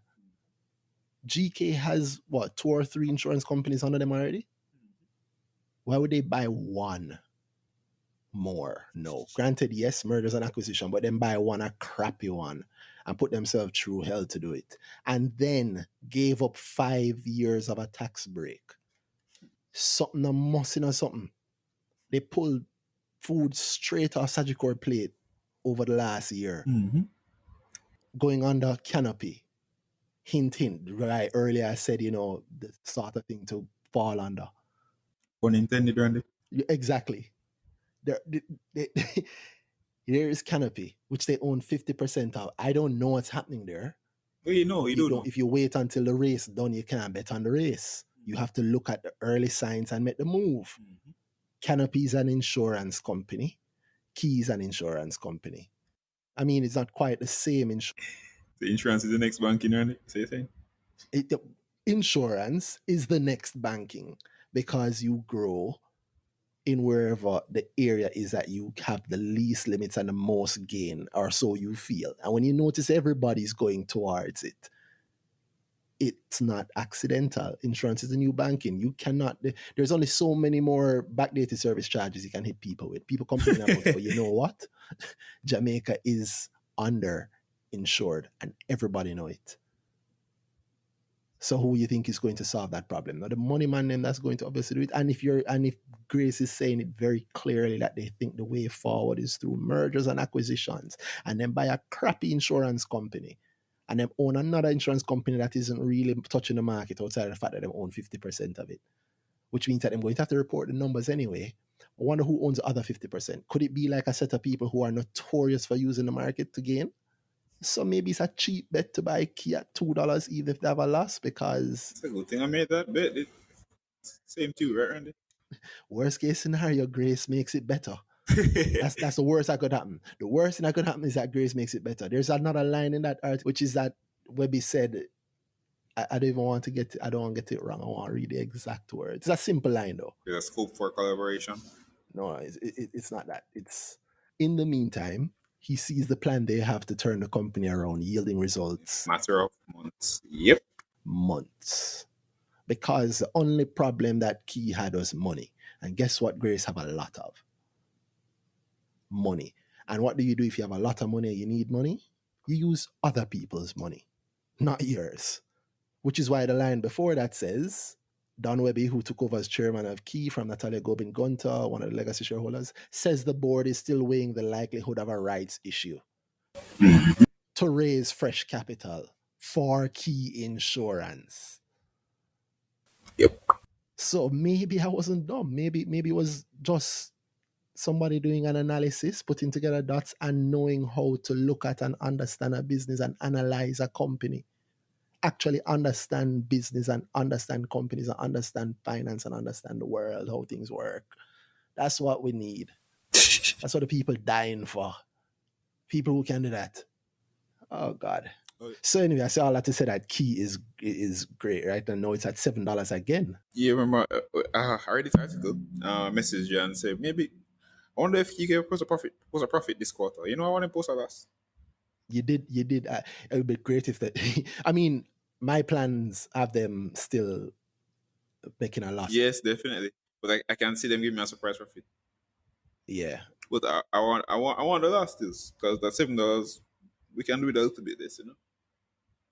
I don't even want it for that reason. That is you know what? It's not the loss, because the financials are one of the milestones that I have. But the real thing I'm waiting for is to see what they're going to do within their insurance. Yeah, GKFG. I'm waiting to see what's going to happen there. True, money is money, right? Yeah. Let's see what that move is. That's a move that I suspect Key has a key role in, pun intended. Yeah. Anyway, so Key's now up in the past. What is this? End of. I thought it was the end of July. It's not. It's last week. So over the from the 24th, last week Friday, till today, over the last 3 days, Key has risen. Yep, as I said, the movement has come since since this news article came out. 44% between Friday and now. Yet it was weird when I was saying that I'm buying it up to $7 months ago. It's a good thing I never have to wait on Gleaner to write the article.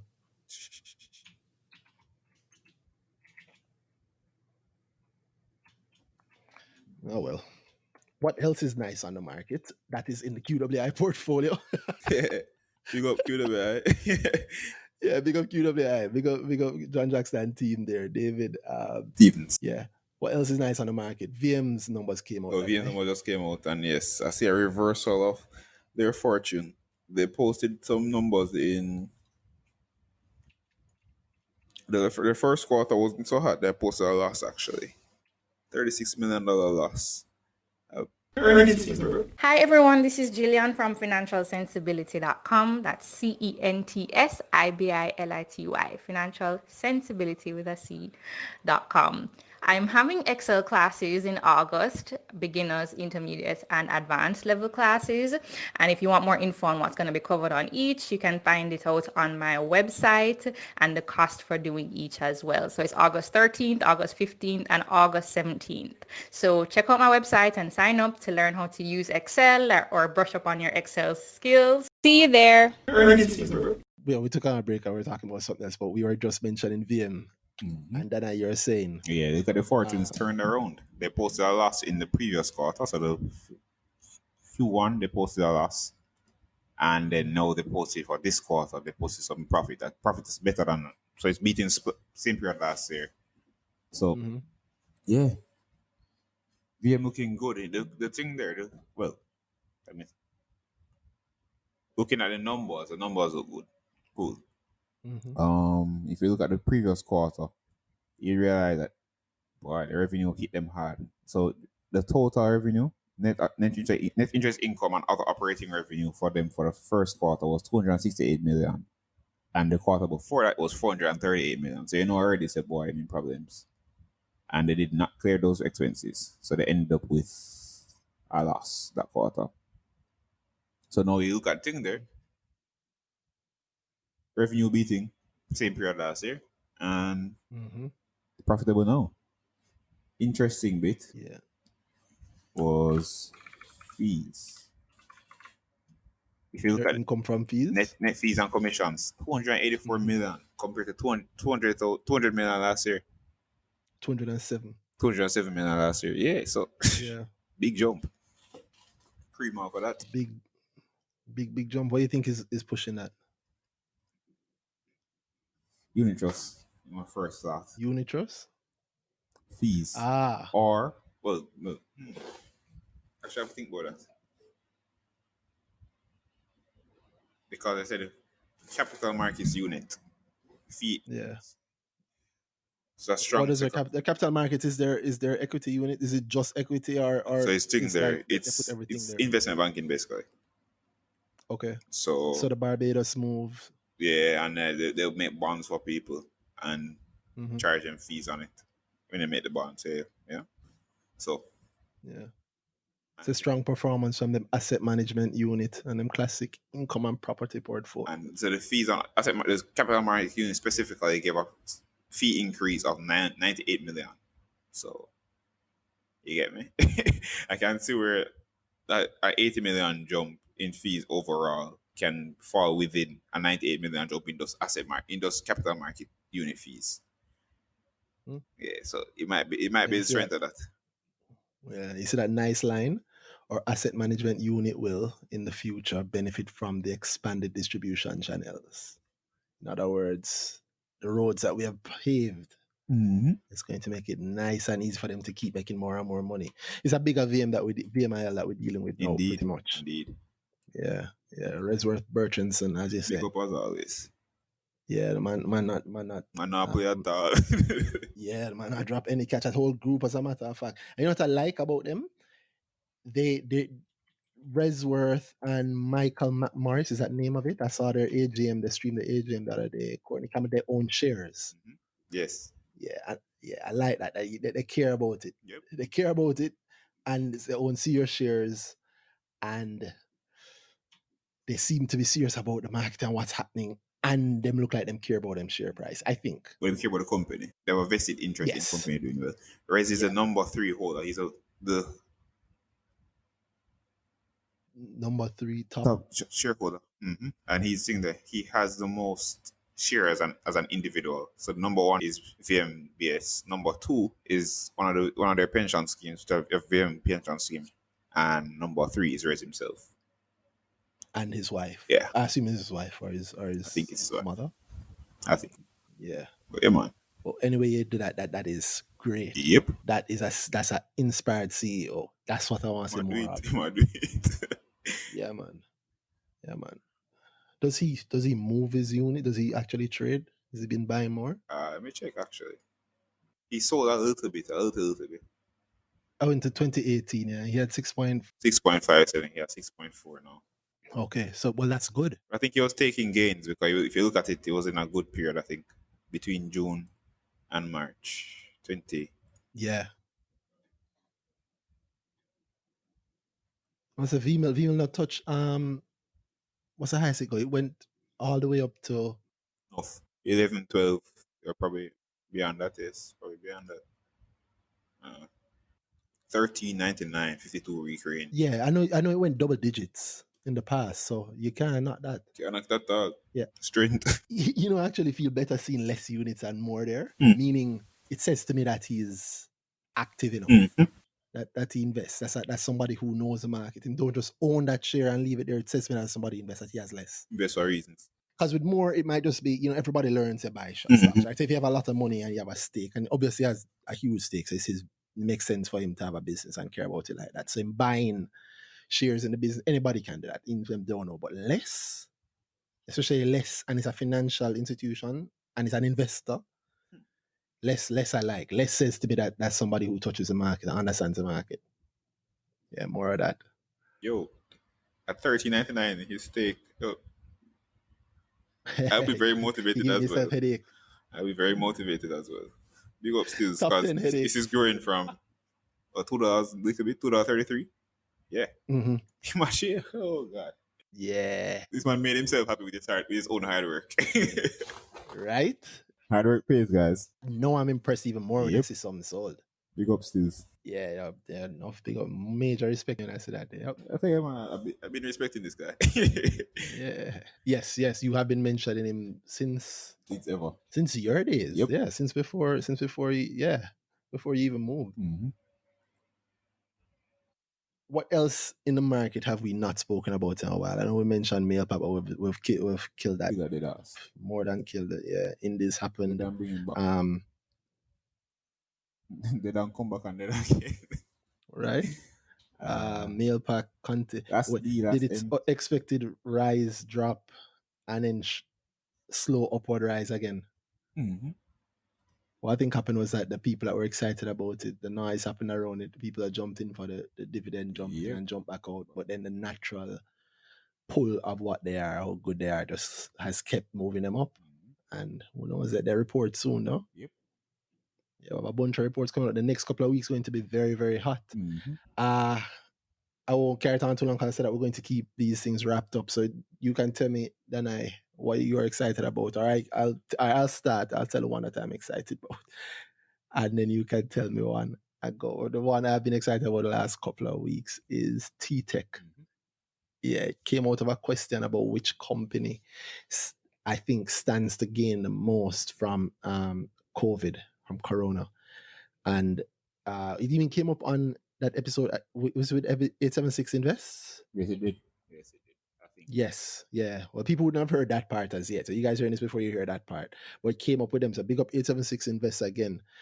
And you guys will hear more of it, but so we don't want to bore you with it too much. So we'll be chopping those up and sending them out. Still little by little. Sorry guys, the edits on that one are hard. There's a lot of background noise to get rid of. Anyway, T-Tech is a company I think that COVID-19 listed company that I believe COVID-19 might actually end up having the best effect on, at least in the definitely in the near term, because One, everybody know about them, but nobody really pays attention to them. So they're mostly ignored, have been ignored. Two, the operations, they were slow years ago. I think they brought in that newish guy, new, I don't know if he's still new anymore, their CEO, Chris Record.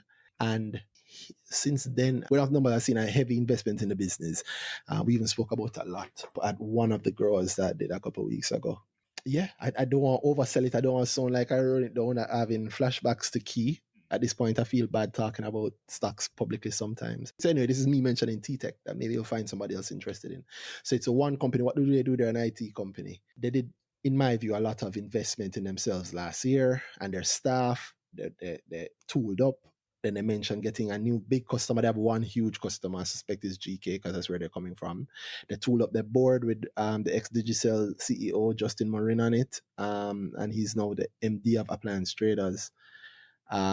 Chris Record himself has been putting out a lot of work, and pretty much, guys, everybody know two things from Corona. So you're going to be home a lot, so obviously work from home going to happen, and a whole heap of food going to eat at home. We all accept that the food companies, the distribution companies might have a nice rise from it, and we see Lasco showing some of that, hopefully. Seems to be showing some of that. Mm-hmm. But That's nobody seemed to remember that there's a company on the exchange that specializes in work from home. In fact, set themselves up internally to be almost 100% work from home from long before Corona. And then Corona came at the right time, all them started to help all them clients, them companies. We all talk about how backward Jamaican companies are tech-wise. T-Tech has been talking about how they have been modernizing and helping to modernize their clients and partnering with them. And they say openly that they've been so busy helping their clients get into the new work from home methods and setting them up with new work from home software, servers, migrating their clients to a digital workspace and work style of working, which is their business, which means that while everybody else was balling, these guys were working hard. I believe the CEO even said it in his report that their team has been kept busy throughout this season. And throughout that entire time, the stock has just nicely meandered in the mid four, low threes, mid four. And I think I bought some then. I bought quite a bit, and people start to know about it now. I can tell that a lot of people see it now. Since the start of July, has grown from $4.70 to currently it's at $6.87. So that is less than a month.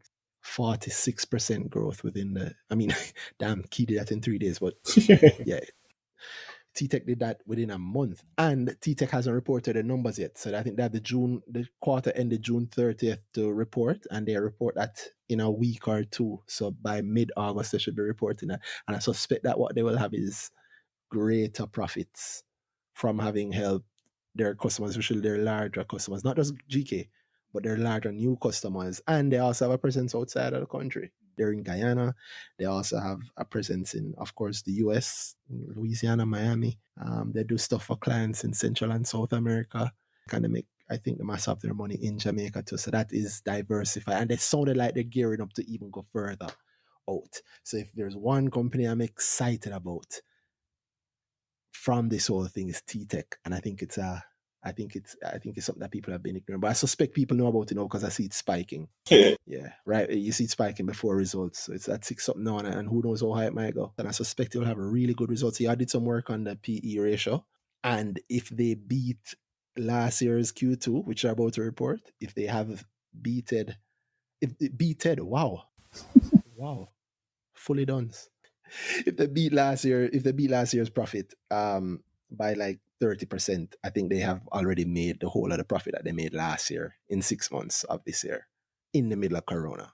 So that's why I'm excited about them. And outside of that, the concept of the company and what the company provides is so necessary and so normal in terms of the new way of working. I'm not just talking Corona, just in terms of tech being, every business being tech.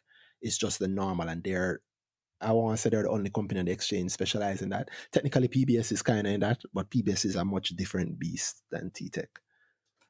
So maybe PBS is more like T-Tech in the 10 or 20 years from now. because with a heavy spread and heavy footprint, right now they're in the growth stage. So, of course, we don't buy stocks where they are, we buy stocks where they're going to be. I'm excited about where T-Tech is going to be. So that's one that I am excited about. How about you, Danai? I think mine is no surprise. Don't say Cygnus.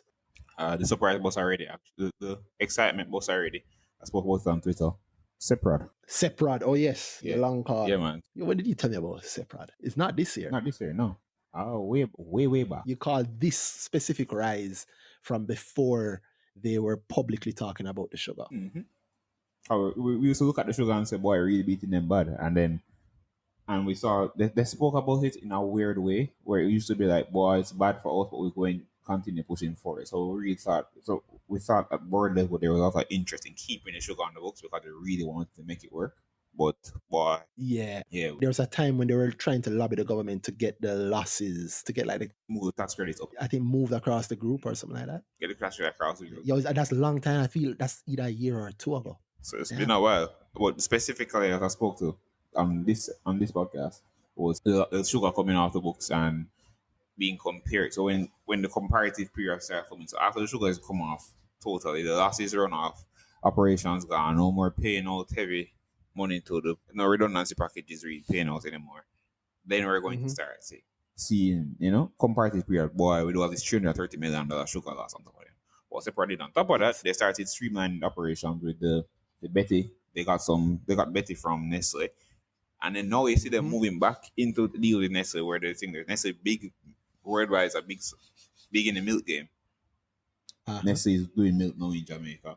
So everything on top of everything coming together. They had the milk plant. So the dairy plant in Bagwalk, I believe. They bought it from Nestle, they retooled it, they fixed it up, and they said very specifically that they think there that they have a lot of space in there for our current operations. We don't feel the space. We plan to move more people in there and rent it to people who need it. And now I see that Nestle and them now saying Nestle said that they're going to that co-manufacturing agreement. I could be wrong, Yeah, man, that's cool. I'll find it. But basically, Seprod, yeah, they're looking good. And with the way COVID set up, people are more at home and it's not that thing there. So the type of products they think, so look at what we think already and the type of products they push out, the water and stuff. And the heavy consumption of bottled water wasn't necessarily at home. It was really party keep, events, hotels. It's everywhere. But I don't think the home thing was where most of the market was. Drinking a regular 500 milliliter bottle of water at home. I don't think that's a regular consumption for people of water. Speak for yourself, bro. most of Jamaica. No, I drink water all the time. It's just actually I have bottled water. But, nobody. But you're right. Nobody's bougie like Randy and buys 500 milliliter bottle by the case. Well, I need water as long as I'm alive. So the NWC helps us out with that one. Us normal people are with that one. But you forget all the Spain life go. And what do you mean? Water go regular still, so I have no water right now. More like I said, water come back every now and then. Water come back regular. Yeah, boy. It's been feeling like that since Corona still. Every now and then water gone for the longest time. And I guess they figured, my home said not for bed, right? Right, NWC? Right? That's what you think? Separate. I was comparing it separate. So they both in manufacturing, they're in food, but the type of goods they give. So after the products are home consumption items, so consumer items. So yeah, people home. So I'm not seeing where they will fall. They will fall. If anything, they benefit to some degree on some items. So everything comes together. Separate looking good, and they posted some good numbers, which was in line. I was going to message you the day before and say I think I even messaged. We spoke about Separate before, even before that. One away in our chat, I was saying, boy, look, I think they're going to look good. And the day before the results come out, I was going to message you and say, I think we're going to buy some more Separate. Never message you, never buy, because work was holding you. And then, lo and behold, results out, strong. Have they flown? Has the share price moved there? So it was around 51.99 something. At 51.95, and it's now at 55.57. So that's almost 10%. They're around 6%, 6-7 around that. I mean, this is a matter of days. So yeah, so it's 6-7%, 6.9 or 7%. Yeah, matter of days. Yeah. Cover your fees and you have some in there. If you put a big enough stake, 7% is nice. Yep. That's a great dividend. Yep. That's I'm still bullish. So You can buy in and have jumped out at this level and you'd have made more than most dividends. yep. Yeah. Speaking of which, I do in advanced grow. We did short-term investing last month.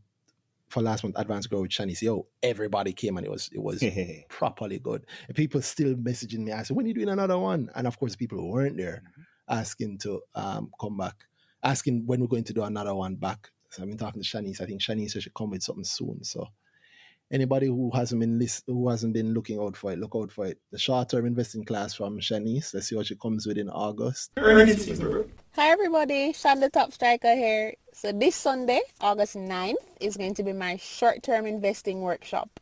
It's going to be a nice, not too complicated, interactive online workshop where I'll go through my short-term strategies and the tools that I use to make these striker moves. So if you've heard about some of my market plays and you want to know how you can successfully make them, or if your portfolio taking a hit right now, you want to see if you can learn to trade against the market volatility to rebound on some of those losses, then this is a workshop that you'll definitely like. The cost is $65 US. You can register and pay at everymickle.com/technicals. The link will be in the show notes.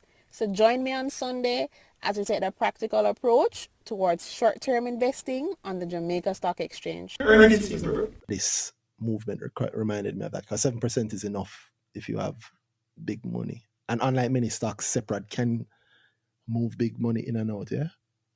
Sometimes. 57,000 units yesterday, 24,000 units today. Money. Yeah, that's some heavy money. Yep. 57,000 units at $57. It's $3.2 million right there. Probably half when you add in fees, or 3.3 you add in fees. And that's just on one day. Separate can actually move money for the people who have a little bit more coin in their pocket. But separate with those numbers that you come up with, Danai. I mean, you slightly mentioned it when you touch on the milk, because we were talking, one of the things we used to talk about, was it either last year or the year before, from the original gem, big up the original gem, with the export opportunities for milk. Yeah. I know we see them doing it, right? They did the very first export recently. Yep, very first export. And if you look at the export number, actually, their total revenue for the period includes export sales of 945 million. 945 million. Last year, that was 807 million. So they added 130 something million of export in this time. Wow. Yeah. So something going good. Wow, how much money used to come from the sugar? Too much. Go back and look at a comparison of that. Yep, exactly. The quickest thing I can draw for the sugar is the sugar losses. So 330 million around there. Well, that's a losses, and they might have whatever in there, right? But I mean, like when sugar was contributing, it never really ever did work for them. Yeah, but revenue-wise, yeah, it was supposed to, and it ended up not. Yeah, but big up Richard Pandoy. Him not playing. Indeed. Obviously, him rolling out a hell of a dream. Yeah, separate looking good. Yeah, man, I expect more from them. Well, good. Yeah, made by Separate, must be good. We spoke about it very recently, about what they want, about possible ventures for the sugar land. They might lease it for coconuts as some income for them, that they don't worry about the whole coconuts actually do. They just lease stuff and the people grow coconut on it. So sort of like a JP thing with a mother farm type of thing.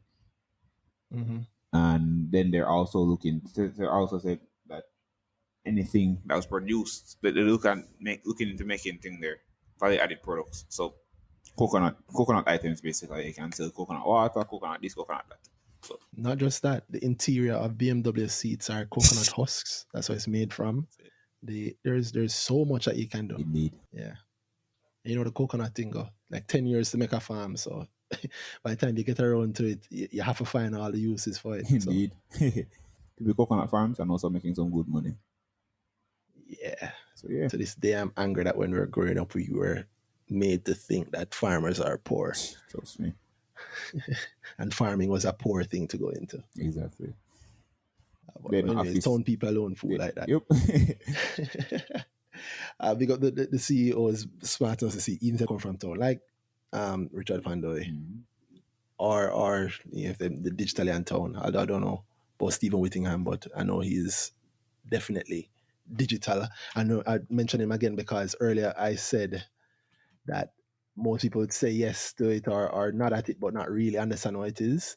And quite timely, these guys are smart. Quite timely, there's an article out today in today's Gleaners. I'll put that in the show notes also, where it's talking about GK refreshing their digital transformation strategy and what it means. So it's a good little idea. So it's in the show notes. You can read it to get an idea of what is that it means, and you can realize that where they're putting, what they have put Stephen Whittingham in charge of is a major thing for the group too. Like them point out the moves that they made and the lessons they learned from trying GK MP and looking now into the problems that they know will happen in future with the financial side of the business and the benefits from that. So stuff around like know your customer and how even knowing your customer, and this is me adding to it, so let me not misquote.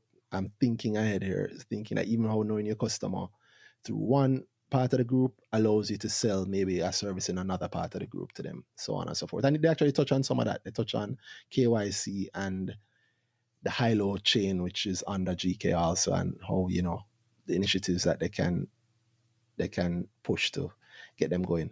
So big up him too. That article is in the show notes, and big up the rest of the CEOs who helped us make profits in the time. I feel like I'm forgetting something specific that I want to say before we wrap. You have anything you want to say before we wrap, then? Not really. I know you had a birthday the other day, so big up that. I have one every year. But there's something else. It's going to bother me. I'm so sorry. Yeah, well, it'll come to me. Thank you guys. This has been this week's earnings season. Another nice one, I think. Just myself and Danai. I hope it's good enough for you. We'll really put in a little review. I remember what it was, Danai. Half year mark has passed. One, we don't say nothing about. Well, we haven't finished the review, but I think we said from early that we definitely would have taken a hit in Q1. So, but we still don't know exactly which one was lost more, right? Either you or me. Maybe we can get a do-over. But what I did want to say was that I think the June report for the main market is when I realized the value that we put out here, that's not a normal thing. In a market of 87 companies, more than 87 options on the market, but 87 companies, and 6 stocks have gone up year to date. On the main, that is. Pulse, 138 Student Living, Key Insurance, Epley Limited, Kingston Properties, and Portland JSX as at June 30th. And we call half of them. Pulse, against the crowd, 138 Student Living. We call here earlier, big up Miss Jilly J. Key. So, in case you doubted your prowess, sir, doubt it no more. It was literally was just that point. I remember it's a big deal. I feel like I've made a big enough deal of it, but it is actually a very big deal. You don't sound like you care. You don't. Yeah, no, not really. Not really. You don't care. You personally call at least 3 of them.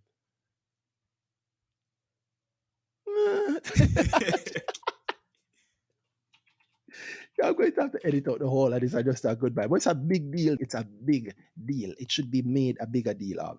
If in the middle of a recession, you have a trader there are only 10 stocks that go up, and you have a trader who find 3 of them alone. Like his picks is these 3 picks. That's a big deal. True. That's funny. Maybe you can tell my boss.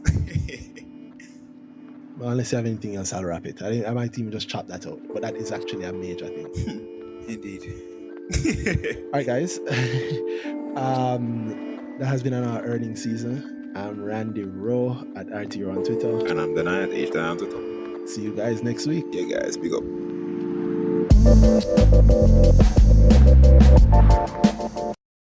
The whole heap of money I'll just save.